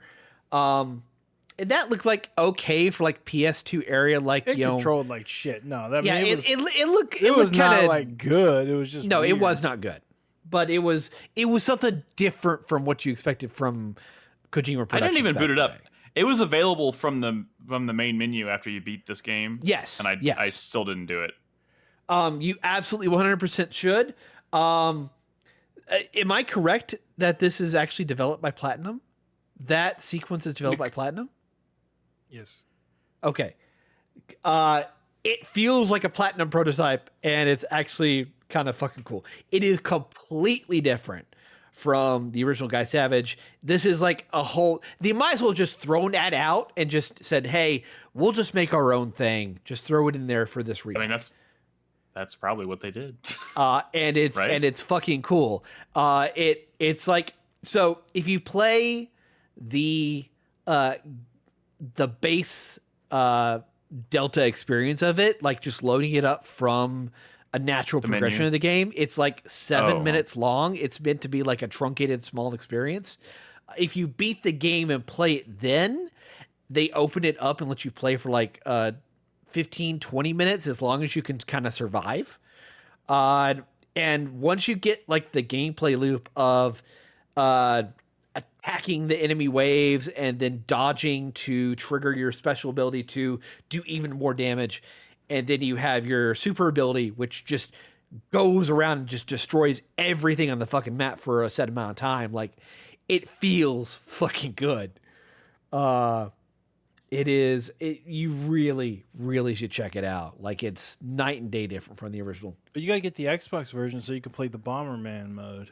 Well, yeah, Bomber. I did not get the Xbox version. I got the PS5 version because fuck Microsoft right now. That's fair. That's fair. It's going to be quite a while for me with Microsoft right now. Whoa! So I only played Snake vs. Monkey, and Snake vs. Monkey was really good. Even though it was only like 9 levels, and you're done with it inside of an hour. It's still fun. But there's other little things too, like, so when in the original versions of Snake Eater Subsistence, the boss's fight at the very end of the game has always been like one of the toughest things to pull off if you want to do CQC. It was annoying. It was annoying. It was annoying. Yeah. In this, they have figured it out to where it's actually pretty fun. Because it was still a hard fight. I spent quite a while on that final boss. Yeah, but did you know that you could CQC counter the boss? Yes, I did, like a handful of times, and then I kept trying to but I would almost always do it accidentally. Like whenever I tried to like focus and do it intentionally, I almost always fucked it up. Yeah, so they added this slowdown ability for when the boss CQC attacks you. And it's dependent on the type of weapon you're using and whether you're doing hand-to-hand or with a weapon. But it'll do a slowdown, and that's just a very, like, half a second window for an unprompted QTE for you to do a counter. And the further along you are in the fight, the tougher the window gets. And then after her bar gets halfway down, she introduces a secondary attack you have to QTE, which is an even stricter window. So it becomes like you gotta practice it to do it right. But when you pull it off, it feels really fucking good. I played that boss fight quite a few times on this most recent when I played Delta, and still a beautiful fight. It's still like a really cool, memorable moment. But like, I eventually I was like, I don't know how many people do it this way, but I'm just going to be laying down claymores and trying to like lure her into the claymores. And that's how I won that fight. Am I a bitch? No. That's a little bitchy. Okay. I mean, it's like this. You also have to realize that, like, when I play a Metal Gear game these days, apart from this very kill that happened right here accidentally, just because of the game's physics, I always play non-lethal. I consider non-lethal to be a harder challenge to entertain. I think it's the more entertaining aspect than just going lethal in this game. Well, we know that about you. Yeah. I mean, but it's also a Metal Gear game. It's not unheard of, so obviously. It's not unheard of since Metal Gear Solid 2. Yeah, obviously. But the way that I think this game is just more entertaining. These games in general are more entertaining when you do non-lethal.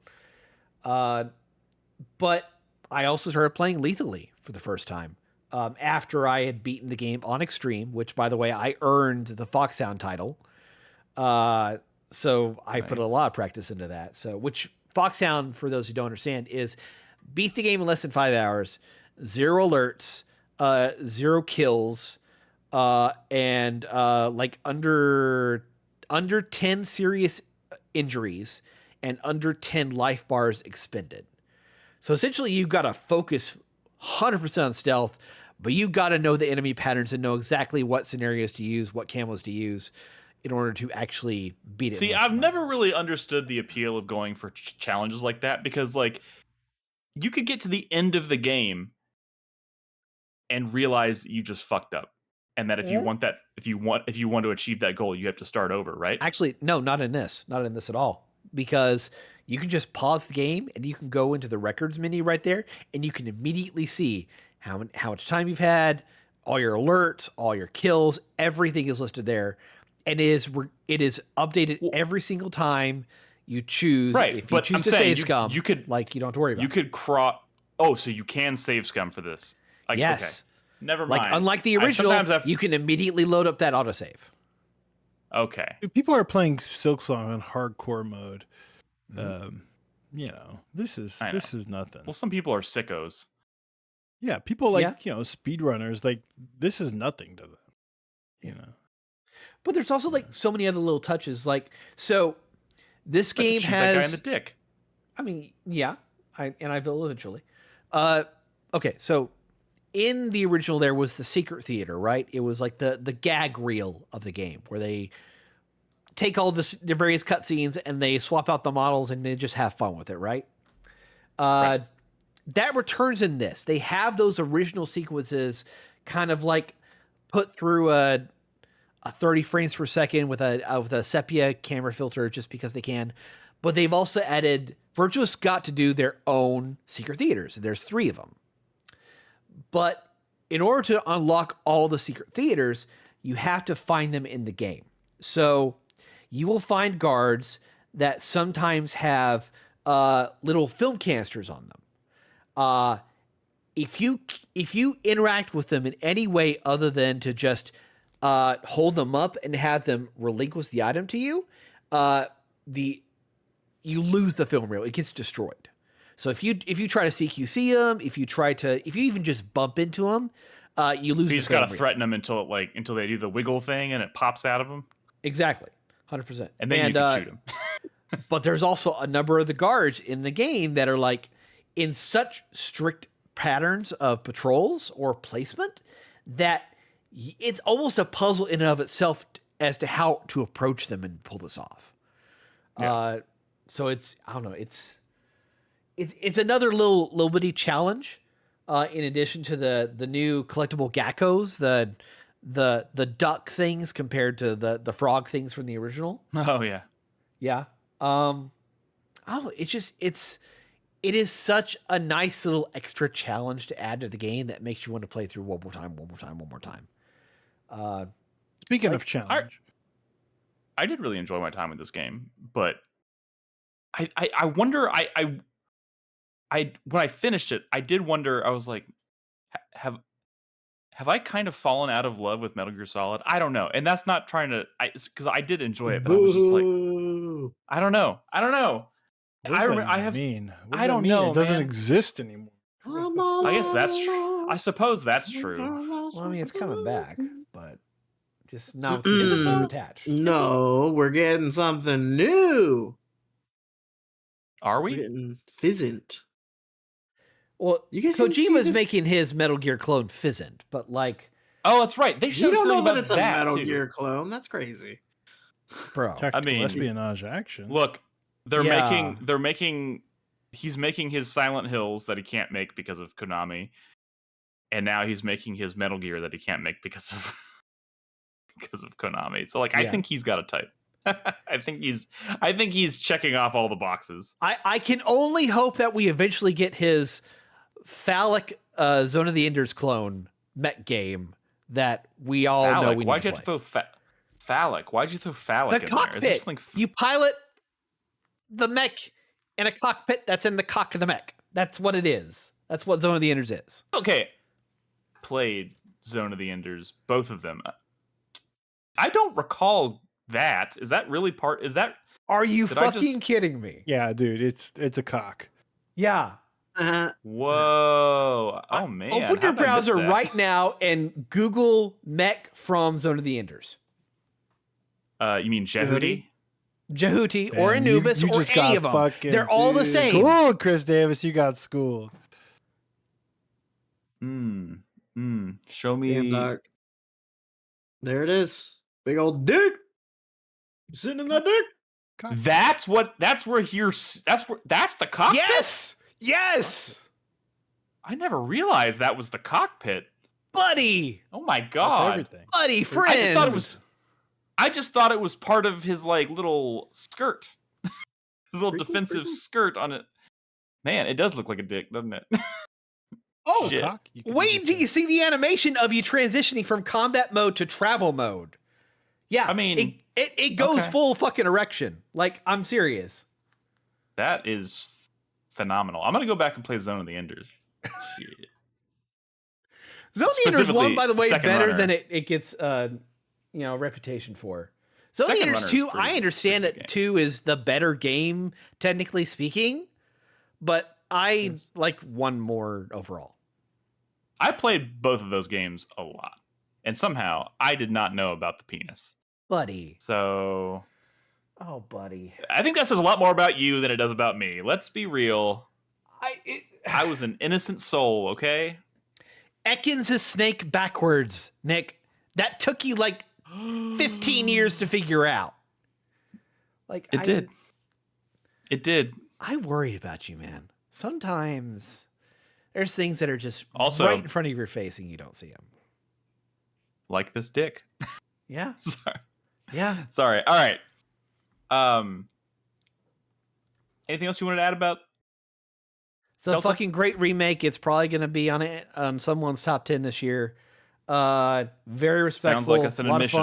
of fun. Really want to see what the snake hunt mode is, the fox hunt mode is, the multiplayer thing.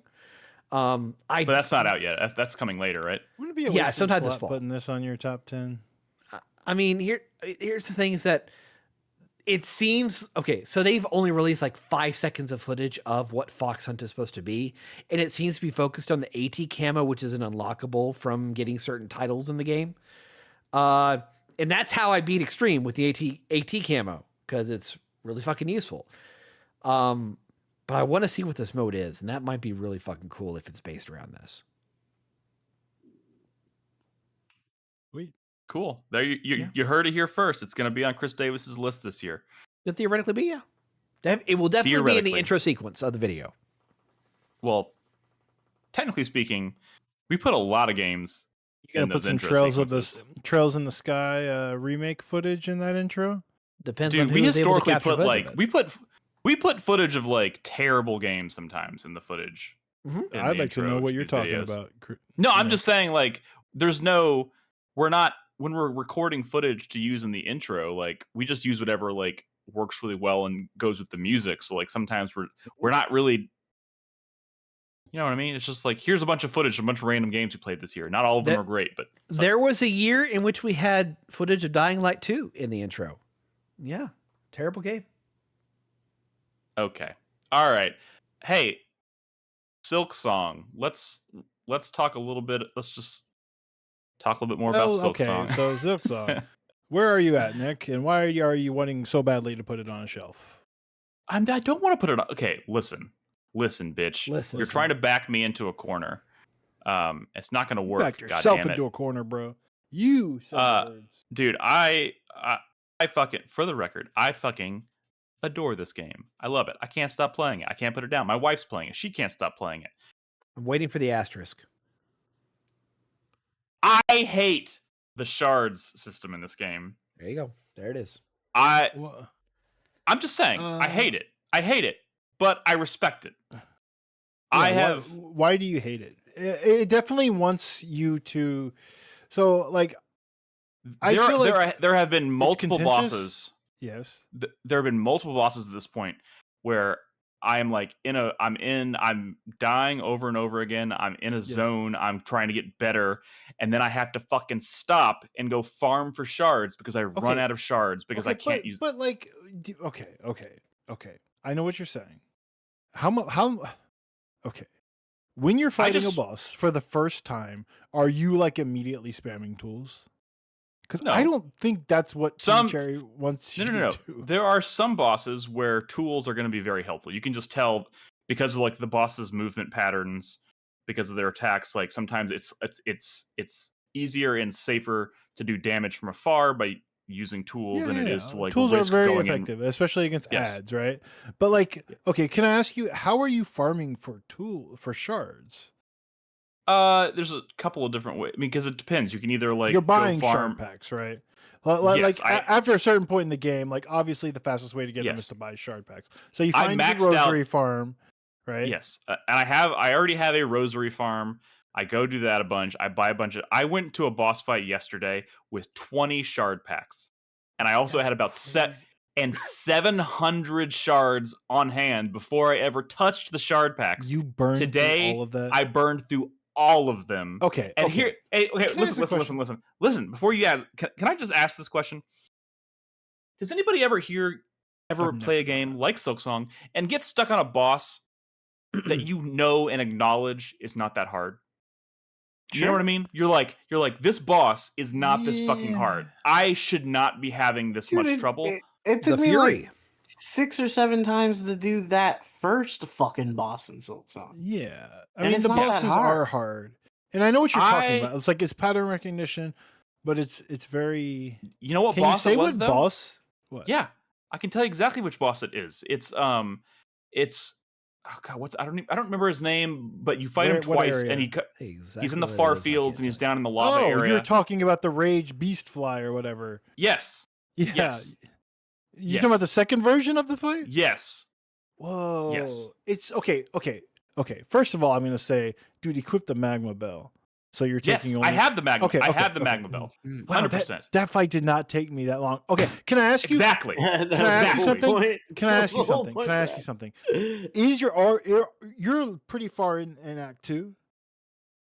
I've reached that point. I have reached the point that you had mentioned.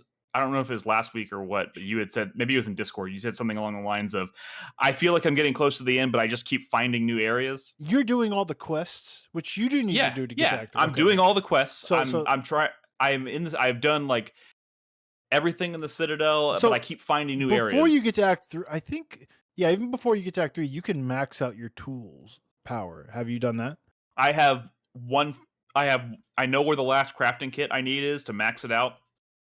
But it requires 700 shards or 700 rosaries. Well, definitely do that. Like, absolutely fucking do that. Yeah, Can I see this? Okay, it's on my list. Like the shard system, like, so it's controversial, right? Some people are like, well, I hate how it's like a depletable resource, right? By the way, it is like, it's not like if you played a From Software game, like they have, the Estus flasks made healing items restorable at bonfires, but like definitely not everything is like that, right? Like there's items that I guess they exist to use in boss fights, but they're kind of a one-time use sort of thing. Shards obviously are much more like farmable, like just present.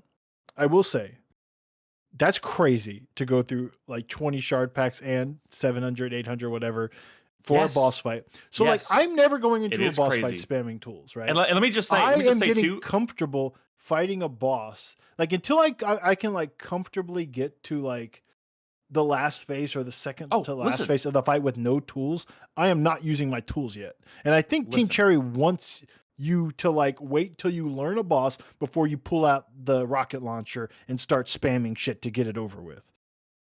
That's fair. That's fair. But listen, I have so many different crests and charms and tools, and I have them? Yes, and I'm like trying to new loadouts and stuff, and I found a loadout that I think I want to use that I'm sticking with because it feels like I can, like, I'm every time I fight the boss, I'm like, I can do this. This is not that difficult of a boss, and the boss is not even the thing that kills me half the time. It's those little flying assholes that he fucking summons into the fight. That's what you should be using your tools for, and like and then when those are gone, okay. You're killing me, Brad. You're killing me. You're telling me things I already know. I'm just saying, like, that is. I'm at the point right now where everywhere I go, everywhere I look, I'm running into bosses that are giving me the same problem, which is I'm going to need to use tools pretty heavily to fight this boss, but I can't. I'm running out of shards too fast. I have to keep stopping and going farming for more shards. And I hate ask you something? Whatever. I don't want to spend. I don't want to spend 20 minutes talking about this. This is like one of like the only interesting conversations people are having about Silksong. So hang on a second. When you run out of like shards, do you start swapping tools? Because so like the way tools work, because it is a resource that goes away, it kind of forces you to like, well, I can go get some shards, or I can just try all these other tools that are and so it kind of forces you to try tools. Yeah, if it they all have their own inventories. Yeah. If it was a bar that refilled, you'd probably just stick to the ones that you knew are powerful and never use some of the ones that you might not even realize have power. They also have things like, I'd argue, really powerful tools like the blue liquid and the orange liquid, right? From the fleas and the... I never use those. But like, I know. Think about it, right? That is not only a resource that you have to renew, but you have to go to a place in the world to get more of those, right? Like they want you to have options. And those, if you've never used those before, they're extremely powerful. You're probably not using them because you don't want to go get more, right? But like they want to have different levels of like power and like resource grind because they want there to be a tension, right? They want you to know that your tools can be really powerful, but if you use them, like you're like essentially wasting them if you die immediately afterwards, right? So it's kind of this thing that, at least the way I've approached it, and I've basically done everything in the game except the final boss, I think. Like I've done all the optional bosses and stuff, is get to the point where... Like the final boss, or like the final boss? Yeah. I'm in Act 3. Like the thing is, like the problem in Hollow Knight 1 is you can just, with certain builds, a lot of the bosses you can just face tank. Like obviously you can't do that with the Radiants and like the DLC bosses, but a lot of the bosses in Hollow Knight, you could just stand in front of them, face tank the boss, and just nail until they're dead. Like a surprising amount of bosses you can do that. Maybe a little jumping around here and there. Between like double damage in Silksong when you're like touching bosses and certain attacks, between the fact that like tools are a really powerful burst damage thing you can do, but if you're careless about it, you're gonna waste your shards and you're gonna have to go grind. It sounds like you're accusing me of being... No, because I get like that too, and it's fair, and like sometimes, but like it's desperation, right? Like this system is all about like I think the boss is almost dead, or like I don't know what's going on. Let me just throw all my tools at it. Like they want to force the player into that like desperate position of my like, favorite. I'm just gonna throw everything at the enemy, and sometimes it works and you kill the boss and it feels great, and then sometimes you throw everything you have at it and then you get one tapped and die and it feels like shit. But now you're gonna go into that boss fight next time playing a little bit smarter because you're using ammo essentially. And I like that there's different levels between like silk skills and tools and stuff. Like there's different like levels of value in terms of your resources. But what that also does is it lets them have crests, like crests that like double down on shard use, like the ancient crest. Like I mean I always call the architect crest, right? Which is the one with the drill, which you can actually craft in battle. and bring it to like, if you have the shards on hand, you can recraft all your resources and have even more tools in battle, which is crazy, but you got to make sure you're not getting hit because you can't heal if you do that. It's giving the player options. Like, running out of shards has also forced me to use the Shaman Crest more. Shaman Crest you don't have. That's an Act 3 crest, but it has no tools at all, right? And it's a focus on increased spell damage and stuff. It's forced me to like try other builds because I might run out of shards, right? And I might be stubborn about going to get more. It's also like, even like the Wanderer's Crest only has one tool slot like that, but it's like the fastest attacking nail in the game. It's basically a build that gives you a little bit of like tool accent damage, but really the brunt of your damage is going to be coming from your needle. Like, there's all kinds of like options that the game is giving you, and by having tools be a depletable resources, it forces you to try new builds, new crests, new tools, because the ones you really liked have run out. And all of a sudden you discover like that all of these other things that maybe I thought were shitty before are actually really fucking powerful. And I didn't know that because I wouldn't have known that if I could have just spammed the same tool like a fucking lizard brained asshole in every fucking boss fight I entered. Right? Look, maybe I'm a basic bitch. Also, maybe they wouldn't be able to be as strong as they are. And they're really strong. I know. Look. Maybe I'm just a basic bitch, but one of my favorite things to do in this game, like in a tough fight, is to do damage by using the charm that poisons your tools. Yeah. And then I think I love that as just really powerful. Just generally as a strategy. So I do rely on it quite heavily. And there are some bosses. Maybe I'm also just not as good at this game as some people are. So like there are some bosses after to be like patient. Well, I am patient. I am patient. You burned through 20 shard packs and 800 shards on top in a single boss fight? 700. 700. And this was the I'm also very stubborn. Do you have the double jump yet? Yes, I'm using it in the footage. In fact, I got it last night. I got the double jump at the like 45-hour mark in this game, by the way, which seems crazy to me. But it is also like super game changing. If you're dying on bosses like the Beastfly or like the Brood Mother, I don't know if you've done that one yet. I'm doing the Brood Mother. It has nothing to do with tools. It is because you are getting physically hit by the boss, and you need to be focusing on movement. Like, above all, pogoing, wall jumping, anything. Stop letting the boss run into you. That's what's killing you. I know. And I'm not trying to say get good. I'm saying that the game gives you a lot of options, and they don't want like, Team Cherry clearly doesn't want the player to not have to like, kind of learn a boss. There are some bosses you can completely cheese with tools, but it's not most of them. And I think that I respect it, right? Because you still have like the freedom to try new things. Like, Sekiro is a game that is extremely difficult. Oh, I know. And there are beating that, by the way. There are tools, and they are kind of a depletable resource, but the tools, especially in boss fights, the hard boss fights, are never really like that effective. Like what I'm saying is, you're gonna have to get really good at parrying in Sekiro to be successful, no matter what. They don't like it's not, you don't have a plethora of options. You have to be good at the one thing you have to be good at to be successful. Silksong, I'd argue, is not like that. Like they've kind of like created an in between, right? You can't face tank everything. You don't have to like master like not getting hit like perfectly. You can still spam tools here and there, but they've found like an interesting middle ground to me where it's like, I have to learn this boss battle, but I feel like I still am powerful enough to cheese it a little bit. And I love that about it, because I'm basically mastering a boss fight up until like the final phase. And then I'm like, oh my God, throw everything at it. And then when I'm so just desperate for it to end, that when it finally dies, I just feel like so happy.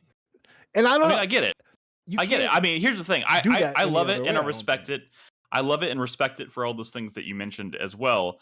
But I am finding quite a few of the bosses in this game to be really brushing up against my skill threshold. It's fucking hard. Just like this, like as someone I thought were trash, but on some fucking bosses, they're insane.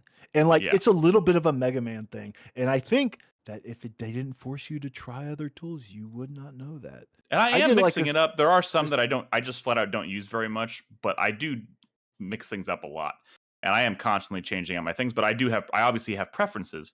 But I do also recognize that like I consider myself pretty good at these games, and I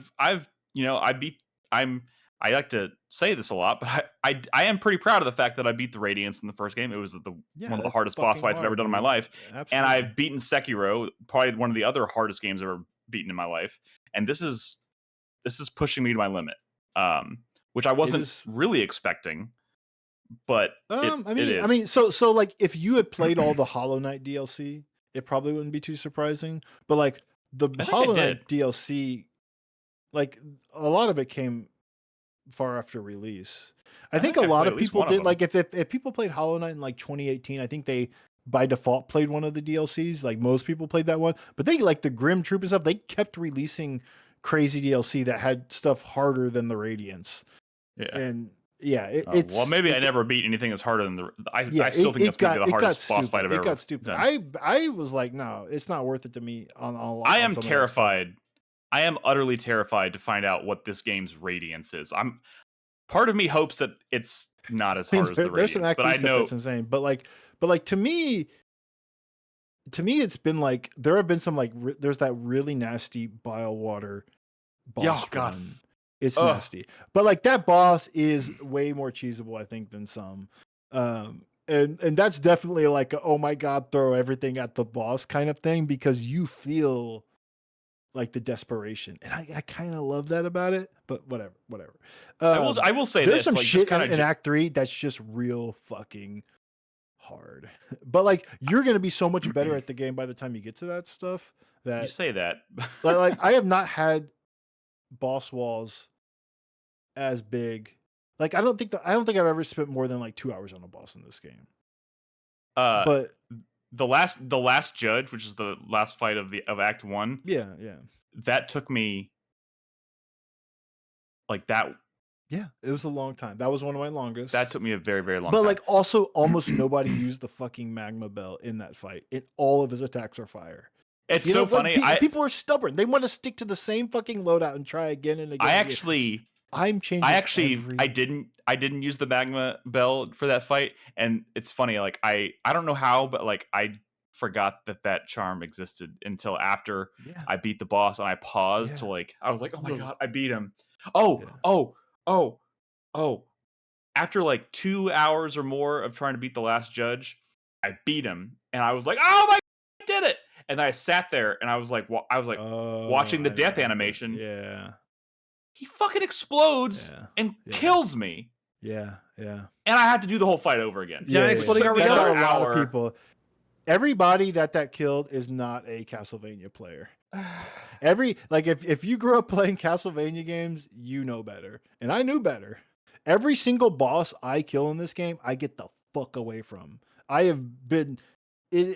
brain has been like, it's trauma. It's literally classic Castlevania trauma. I mean, experience. I have now been traumatized the same way. Get the fuck away from the boss. It doesn't matter what it is. I could be playing a fucking Kirby game and I'm running away from that boss after the last hit. It doesn't matter. I just on kind of a general level, I just want to say, like, because of the increased difficulty, especially in combat, I do think my favorite parts of this game are actually the platforming. Like when I'm exploring and platforming, that's when I'm like, that's when I'm in the zone. Dude, I'm doing this like insane platforming area right here in the footage, which to me is insane. But like which area? It's the Mount Faye? No, you're in Sands of Karak or whatever. Yeah. It's called. It's bananas, and but like I'm like it's zen. Yeah. It's zen to me. Like I'm loving the shit out of this, even though it's like kicking my ass. But then when I get stuck on a combat scenario, I'm like, just fucking kill me. I just want to like this is the worst. I think everything about this game is like just best in class. Oh, right? I so feel the same way. And like when I go back to play Shinobi. And they have one of those platforming sequences, I'm just mad at it. Like it's not the same. It's hard, but it's like it doesn't feel like well crafted. It feels like y'all aren't good enough at this. This should not even be in the game. and you got to, and there's like no checkpointing. Like it's not, doesn't feel elegant. It's like, I don't know. Shinobi's good at a lot of things, but not fucking hard, like Meat Boy levels of platforming. It's just obnoxious, and I don't think I want to do any more of those. And I'm pleased as punch playing Silksong. By the way, that's some of the Silksong platforming stuff. Oh my god, there's one in Act 3 that is like kind of an Ori-esque sequence, I should say. That is fucking. I think I know exactly what you mean by that, and now I'm terrified. It's so But I also weird. love that game for the same reasons. All right, I can't believe the thing my hands are doing when I'm playing Silksong. Like the things I'm doing with that character, it's not like that in other games I play. It's wild. yeah, no, I feel the Yeah. same way. All right, Silksong's pretty good. I hope we didn't scare anybody from playing because it's fucking No, excellent. I mean, people should. I mean, whatever, man. Like people will persist because everything is so great in that game. Yeah. Okay. Because I mean, that's one of my hesitations about playing Hollow Knight in general is that everything I hear is people bitching about how hard the game eventually gets. It's not bitching. It's Silksong is much harder than the game is original. out, and we need something to talk about. So we're talking about difficulty. We're talking about tools. You know, that's just how it goes. The same shit happens with From Software games. It happens with Elden Ring. It happened with the Elden Ring DLC. It happened with all the Souls games before that. It's like, oh, fucking, it's too hard. They need to patch it. We're bitches. It's just a game that demands It's your like- attention and your respects, and Yeah. that's fucking fine. more, But it more, is. more got the. I mean, like you know, it's not. It's. It can It be always infuriating. happens. It always happens. It's like, what else are people talking about? We're just venting. It's funny. This is totally unrelated, but I just found it out last night. You know the flea circus and the guy Oh that you my can god! pay to go into his little hot tub thing to get your Yeah. silk back. Yeah. I didn't realize you could do this. Robin came in and told me you could do it. So like you pay 10 rosaries and he lets you go inside his little enclosed Yeah. thing where you can sit in the hot tub, and then he comes. You see him in the background like peeking through a hole, like he's like like a peeping tom. Yeah. If you attack him, have you tried attacking him? No. If you I thought I attack him, tried attacking him. if you attack him, he's like shamed, and then he'll be like, "I'm so sorry, I didn't see anything, I swear," and then he lets you use it for free. Oh, like forever? Yeah. Can I ask you So- something? Have you, Uh-huh. Nick? Have you unlocked the Vesta Crest upgrades? Remind me what that is. There's an area like connected to like a secret area. Yeah. It's behind one of the Needle doors Yeah. where you talk to Ava. Yeah. You need to do all of her upgrades. And the way you keep progressing the upgrades with her is by using your memory sockets. They can't just sit in your inventory. So even if you think they're for crests you don't use, unlock slots. Like start by okay. crest you kind of like, but it's using those memory sockets. What are they called? Yeah. The things that give you memory. Yeah. those will progress your progression with that character, and you unlock like slots for tools on the side. Yeah. of, Yeah. like, your Actually, I crest. got one. I got one of those. Okay. And you can get another one. And that's like, let me tell you, A game that's changer. extremely powerful, especially because the second one is a blue slot, Ooh, which can be very that would be powerful. helpful. So like That would be helpful. use those memory sockets and go back to her. Okay. Good to know. All right. We're going to move on. I'm sure it'll Silksong come up. Thank you for sticking with us. That game is fucking fantastic. All right. Let's wrap it up at the 4-player minute, guys. You know how this works. Final thoughts for the week. Brad, Yes. are you ready? Yes. I'm ready to go. I'm thinking a lot about Konami, y'all. My fuck you, my thank you, my fuck you, my fuck you, my fuck you for the week goes to Konami. Hell yeah. I'm thinking about Silent Hill, coming back, doing in great shape. Metal Gear Solid, at least it's getting cool ass remakes. Even Suikoden, maybe, right? This fucking gacha Suikoden. game actually looks kind of goated, but it's still a gacha game, whatever. It still boggles my mind what little they've done with Castlevania. But like, I feel It's like coming. It's I'm gotta be not saying Konami's turning around, but like the vibes are in like a better place they've been in decades, and I feel like it has to be a thing. We've even heard it rumored before. Before all I know, those could have been bad projects, canceled projects. I'm I'm getting a lot of what I feel blessed in terms of like a lot of the things I like in video games, like even this year, right? Like getting amazing things I love, getting sequels, remakes, whatever, right? But Castlevania is the one that I love deeply that I feel like still really eludes me. And there's a lot of cool games that are like Castlevania. I mean, even Bloodstained kicks ass. But like I want, bloody tears. I want Vampire Killer. I want the thing. All I'm hoping for is please come back, Castlevania, and whatever you are, just please don't be Mercury Steaming. Please be something like cool or surprising or fresh, or just even if it's like not that inspired, just be Good. just be back. Just be back. But not like tragic. Because some stuff's come back like Contra or whatever, and it's been kind of embarrassing. But Castlevania, I feel like they would know not to fuck that up a little bit more. And I mean, it's everywhere. I mean, they're taking man. this shit pretty seriously right now. So like, I don't know. Sorta. I mean, like Silent Hill was definitely like a huge push, but I think those pushes are made by like creators who are interested, and they've done some like cool DLC like no shit like the Castlevania DLC for Vampire Survivors and even like Dead Cells is some of the coolest like licensed DLC I've seen for like an indie game ever, right? Yeah. But like I need the real thing. I fucking need it. I need it. I mean, there's shows and fucking they were in Smash. They had Richter and Simon in Smash. Everyone loves Castlevania. Fucking Metroid is back. Like, where is Castlevania? It is crazy that a season of an animated television show got like, what is it, 3 seasons? No, on Netflix? no. Like spin-offs have gotten multiple seasons. Like And there's still no it's- game to go along with it. Yes, Seems bananas. Yes. It's crazy. Cool. Like I mean, not they cool, but, literally use like from the creators of Castlevania the animated series. Like And you're like and you're not, it sitting there was like, what successful. creators? And it means something. It was successful. It had a spin-off that had multiple seasons. It meant something. It means something now. Like come on, man.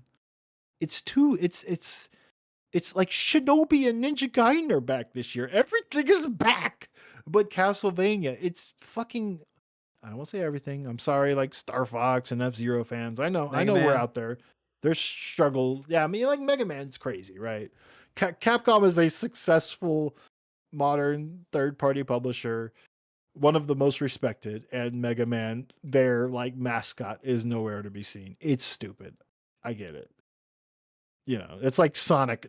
It's like Sega releasing games and not having Sonic games. It's absurd. But touche. But Castlevania Touche. is my Mega Man, and I need it. So please. That's all. Fair enough. All right, Crispy. Oh well. I've been playing Batman Arkham Knight again. Yeah, where'd that come from? Well, I mean, I watched no Superman shade. again. And then after watching Superman, I was like, I should watch the Batman again. I watched the Batman again. Really good. Watched it like 3 more times. And then was like, But you've That's watched many the movie hours. 3 more times? That's many hours. yeah, I think I've watched that movie like 4 times in the last week. Oh, okay. Oh my god! I mean, it is a really. That is. Good movie. I think that movie has. I think that movie I is saw a probably some Twitter of my thread top where 10. a guy was talking about he did it in like monochrome, like he adjusted his monitor and watched it in monochrome, and then I was like, that looks so good, I gotta try that. You nerd. It's great. It's great. But like man. that's a It's such 3-hour movie. pretty- Were you watching the whole thing each time? That's a lot of the Batman. That Like is a 3 lot of times. movie. But like, I don't know, I like get 3 it. times. That is a movie. I can't. When I start watching it, I can't look away from it. So. It really kind of sucks you in. And I It's got my really copy good. of Superman today. I'm gonna watch that this And I was weekend just again. thinking a lot about like what I like about it, what I thought maybe could have been better about it, and like thinking about what they're doing. I don't know. Like he's probably not going to be the Batman for DCU, but if he No, is, they've already said as much. But I've like, never seen that movie. Should I watch it? they have said as much, but they stopped saying that, and they've said other things that are like kind of hinting that they might be thinking about it. But Well, we'll see. We'll see. It, yeah, so I watched that and I was just like, fuck. I was like all Batmaned up, right? So I started playing Arkham Knight again. I started reading comics again. I haven't caught up with DC in like 10 years. And I dang. started again. I started reading Oh Nightwing man, and we're about to get a new phase of Absolute Crispy like Batman loading and up on DC honestly, it's lore. the first time in a long time I've been excited about DC Comics. Like, Cool. it's the Like- first time in a while that I've really been like not just into like the movies and TV stuff they're putting out, but like in the comics, I'm kind of excited about what they're doing. Like the Absolute stuff that they're doing right now is really good. Saw I something don't about the know. Absolute Joker, and I was like, "What the fuck is this?" So yeah, like the Absolute line is the new alternate reality thing that they're doing, right? The whole it's a universe that was created by Darkseid, right? So the whole point of it is that all the heroes are like none of them have the advantages that they had in the normal continuity. None of them have like it's not a world that is geared towards hope. It is one that is geared towards despair. Yeah. So like Batman wasn't rich. He grew up in the slums with his like lower middle class family. His dad gets murdered when he's a kid, but his mom is still alive. And Joker basically gets Bruce Wayne's life. So Joker is like one of the richest 30 like one of the 30 richest men in the world. He travels around the world and trains with like Henry Ducard and the League of Assassins and shit and like kills them all and then comes back to Gotham City.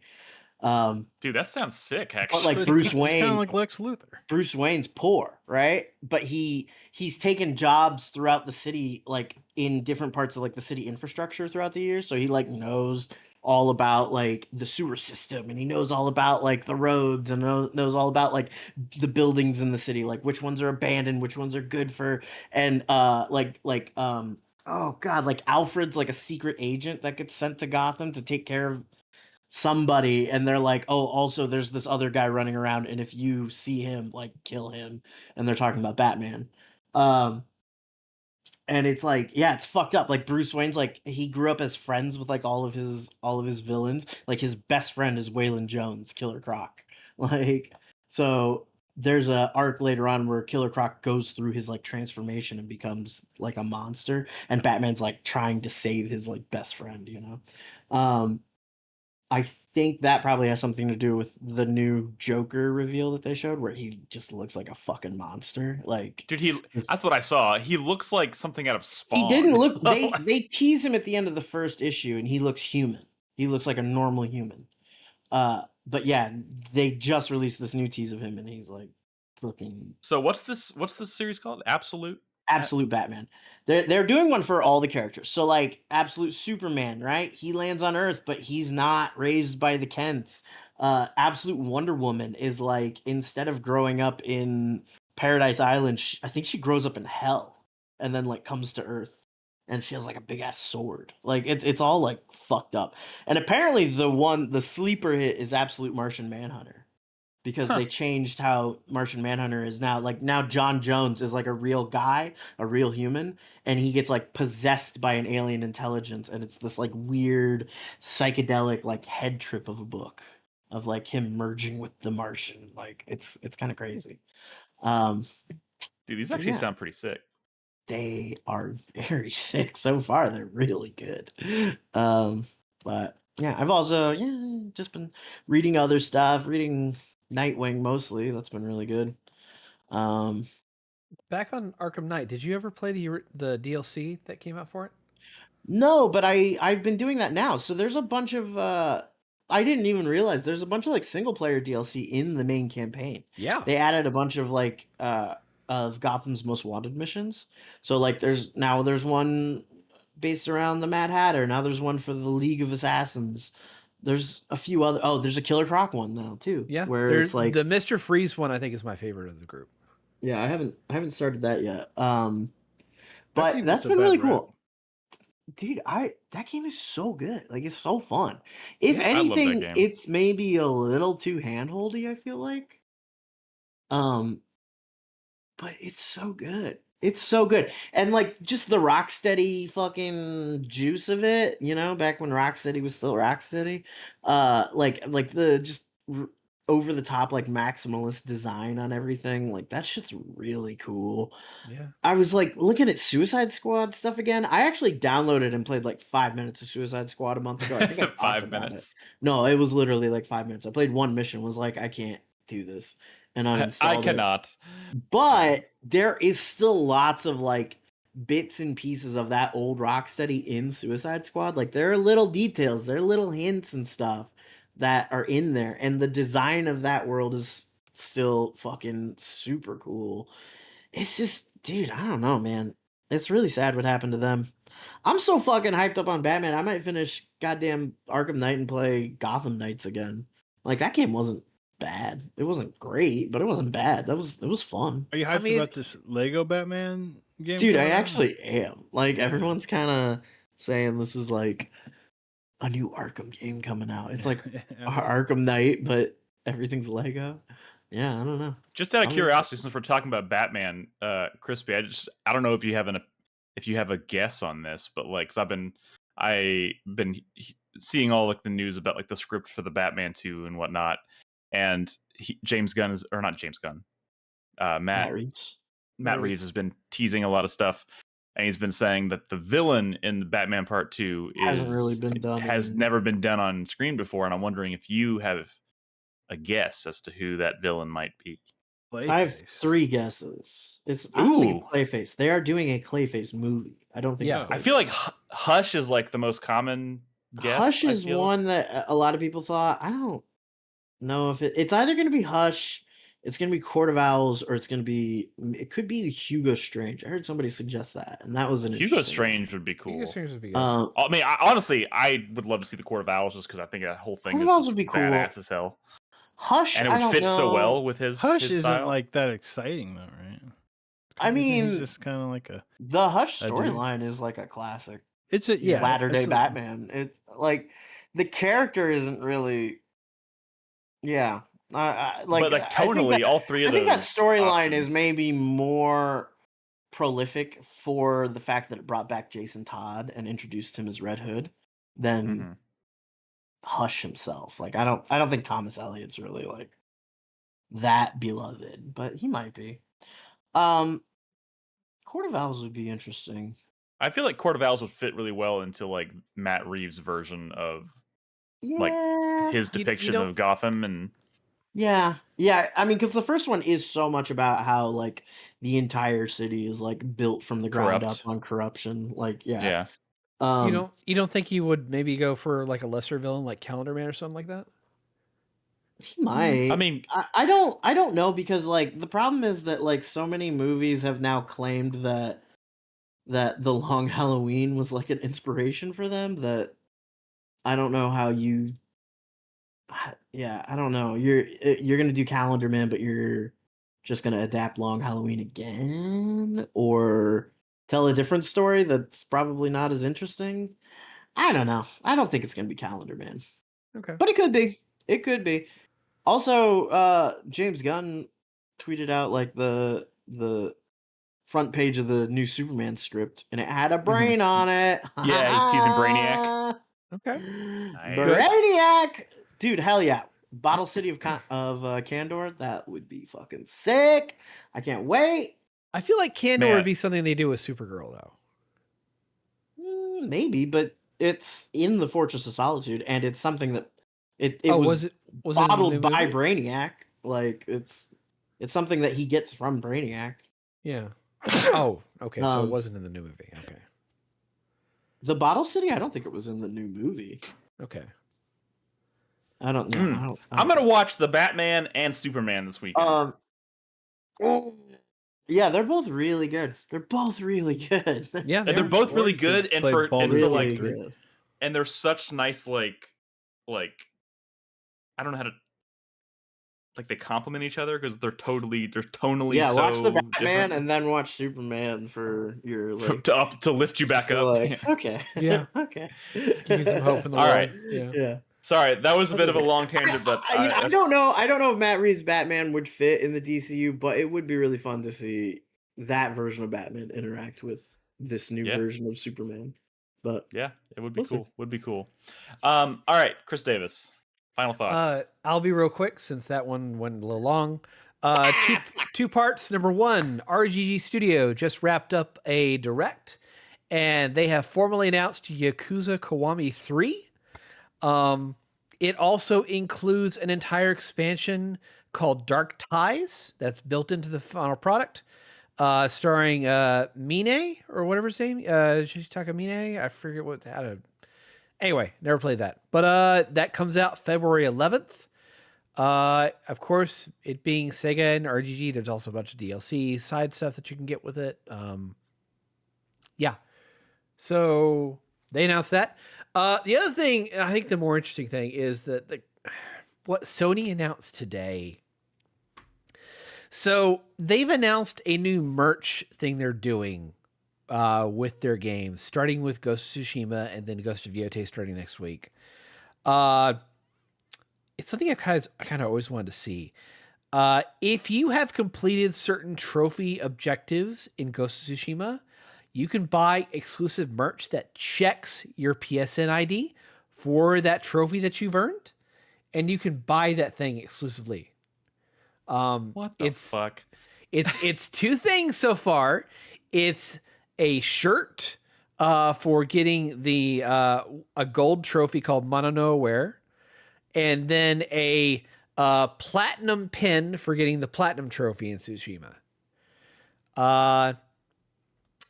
I've always kind of wanted to see something like that, and they're actually doing it's not only rewarding. It's not only rewarding like getting the platinum. It's like just for random. If you happen to get the reward is you get the opportunity to give Sony money for a yes, fucking 100% that yes. Oh, they don't just give it to you for having the trophy. You have to. You have to buy it. Like the shirt's gross. $30 and the pin is $25. Yeah.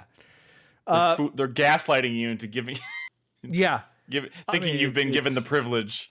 Yeah. They're also timed exclusive stuff. Like you have to earn it by a certain date and you have to purchase it by a certain date if you want it. So it's limited runs.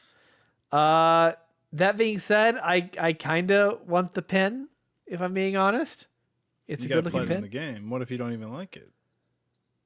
Well, I mean, you have to have earned the trophy. And if you've earned the trophy at some point, like the implication is that you like it because you've put enough time into it to actually get the If you platinum a game, I expect that you at least enjoyed it. If you didn't... Yeah, but you want the pin for a game you've not even played. Whatever. There are some unhinged people out there who play games even if they hate them. There's a Sony Direct tomorrow, right? Yes. There is, which is 35 stealing minutes. my thunder a little bit. Stealing my thunder a little bit. Okay, well... Well, we can talk about it. It's my 4-player minute. I was going to talk about the fact that Sony has announced a state of play for tomorrow. I don't really have anything specific. I've seen some teases out there for like or things. So I've heard rumors. Last week, Dust Golem said that we're going to be seeing Resident Evil this week, and this was before we knew about the state of play. It also kind of led people to think there would be a state of play, but he says it's going to be the reveal of Leon in the new Resident Evil game. Really? And he's pretty grizzled this time around. Pretty Can we move past Leon? I'm done with Leon. No more Leon. Well, that's who it is. Bring back Sheva, for God's sakes. Bring back Jill. Bring back Rebecca. Bring back Rebecca. No, you guys are forget all Rebecca. Bring back crazy. Sheva.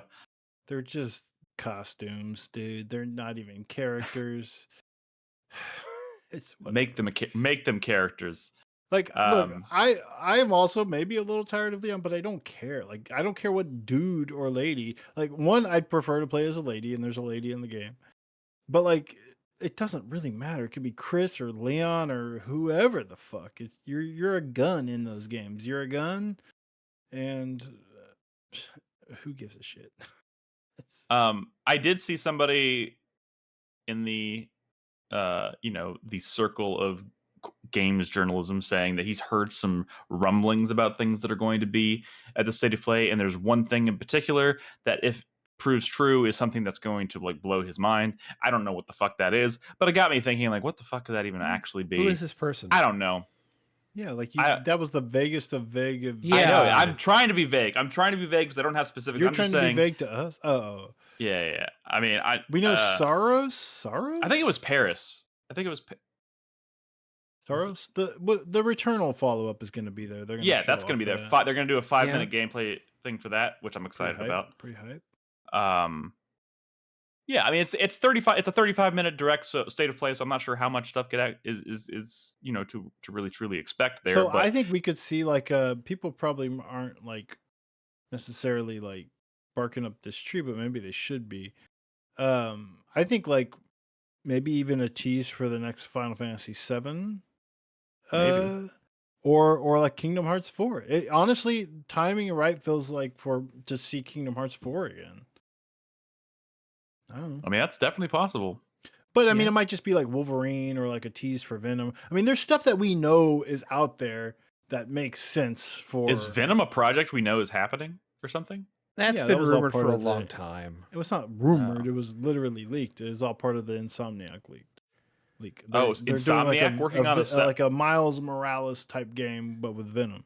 Well, they were also supposed to be doing, and we've seen footage of it, of a multiplayer Spider-Man title that got canceled. Yeah, it got canceled. But like, it's not a rumor. All that stuff was leaked.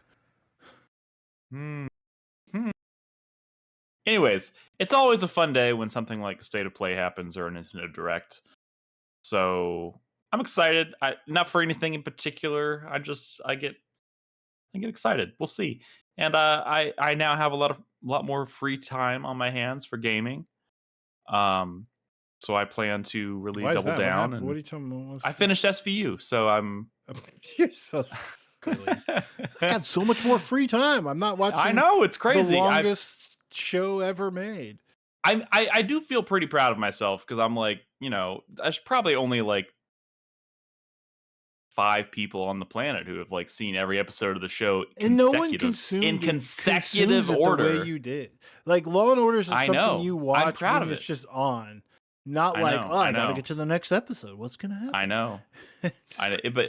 But I did it. I did something unique, and I think I did something to be proud of. So yeah, Stop it. I did it, guys.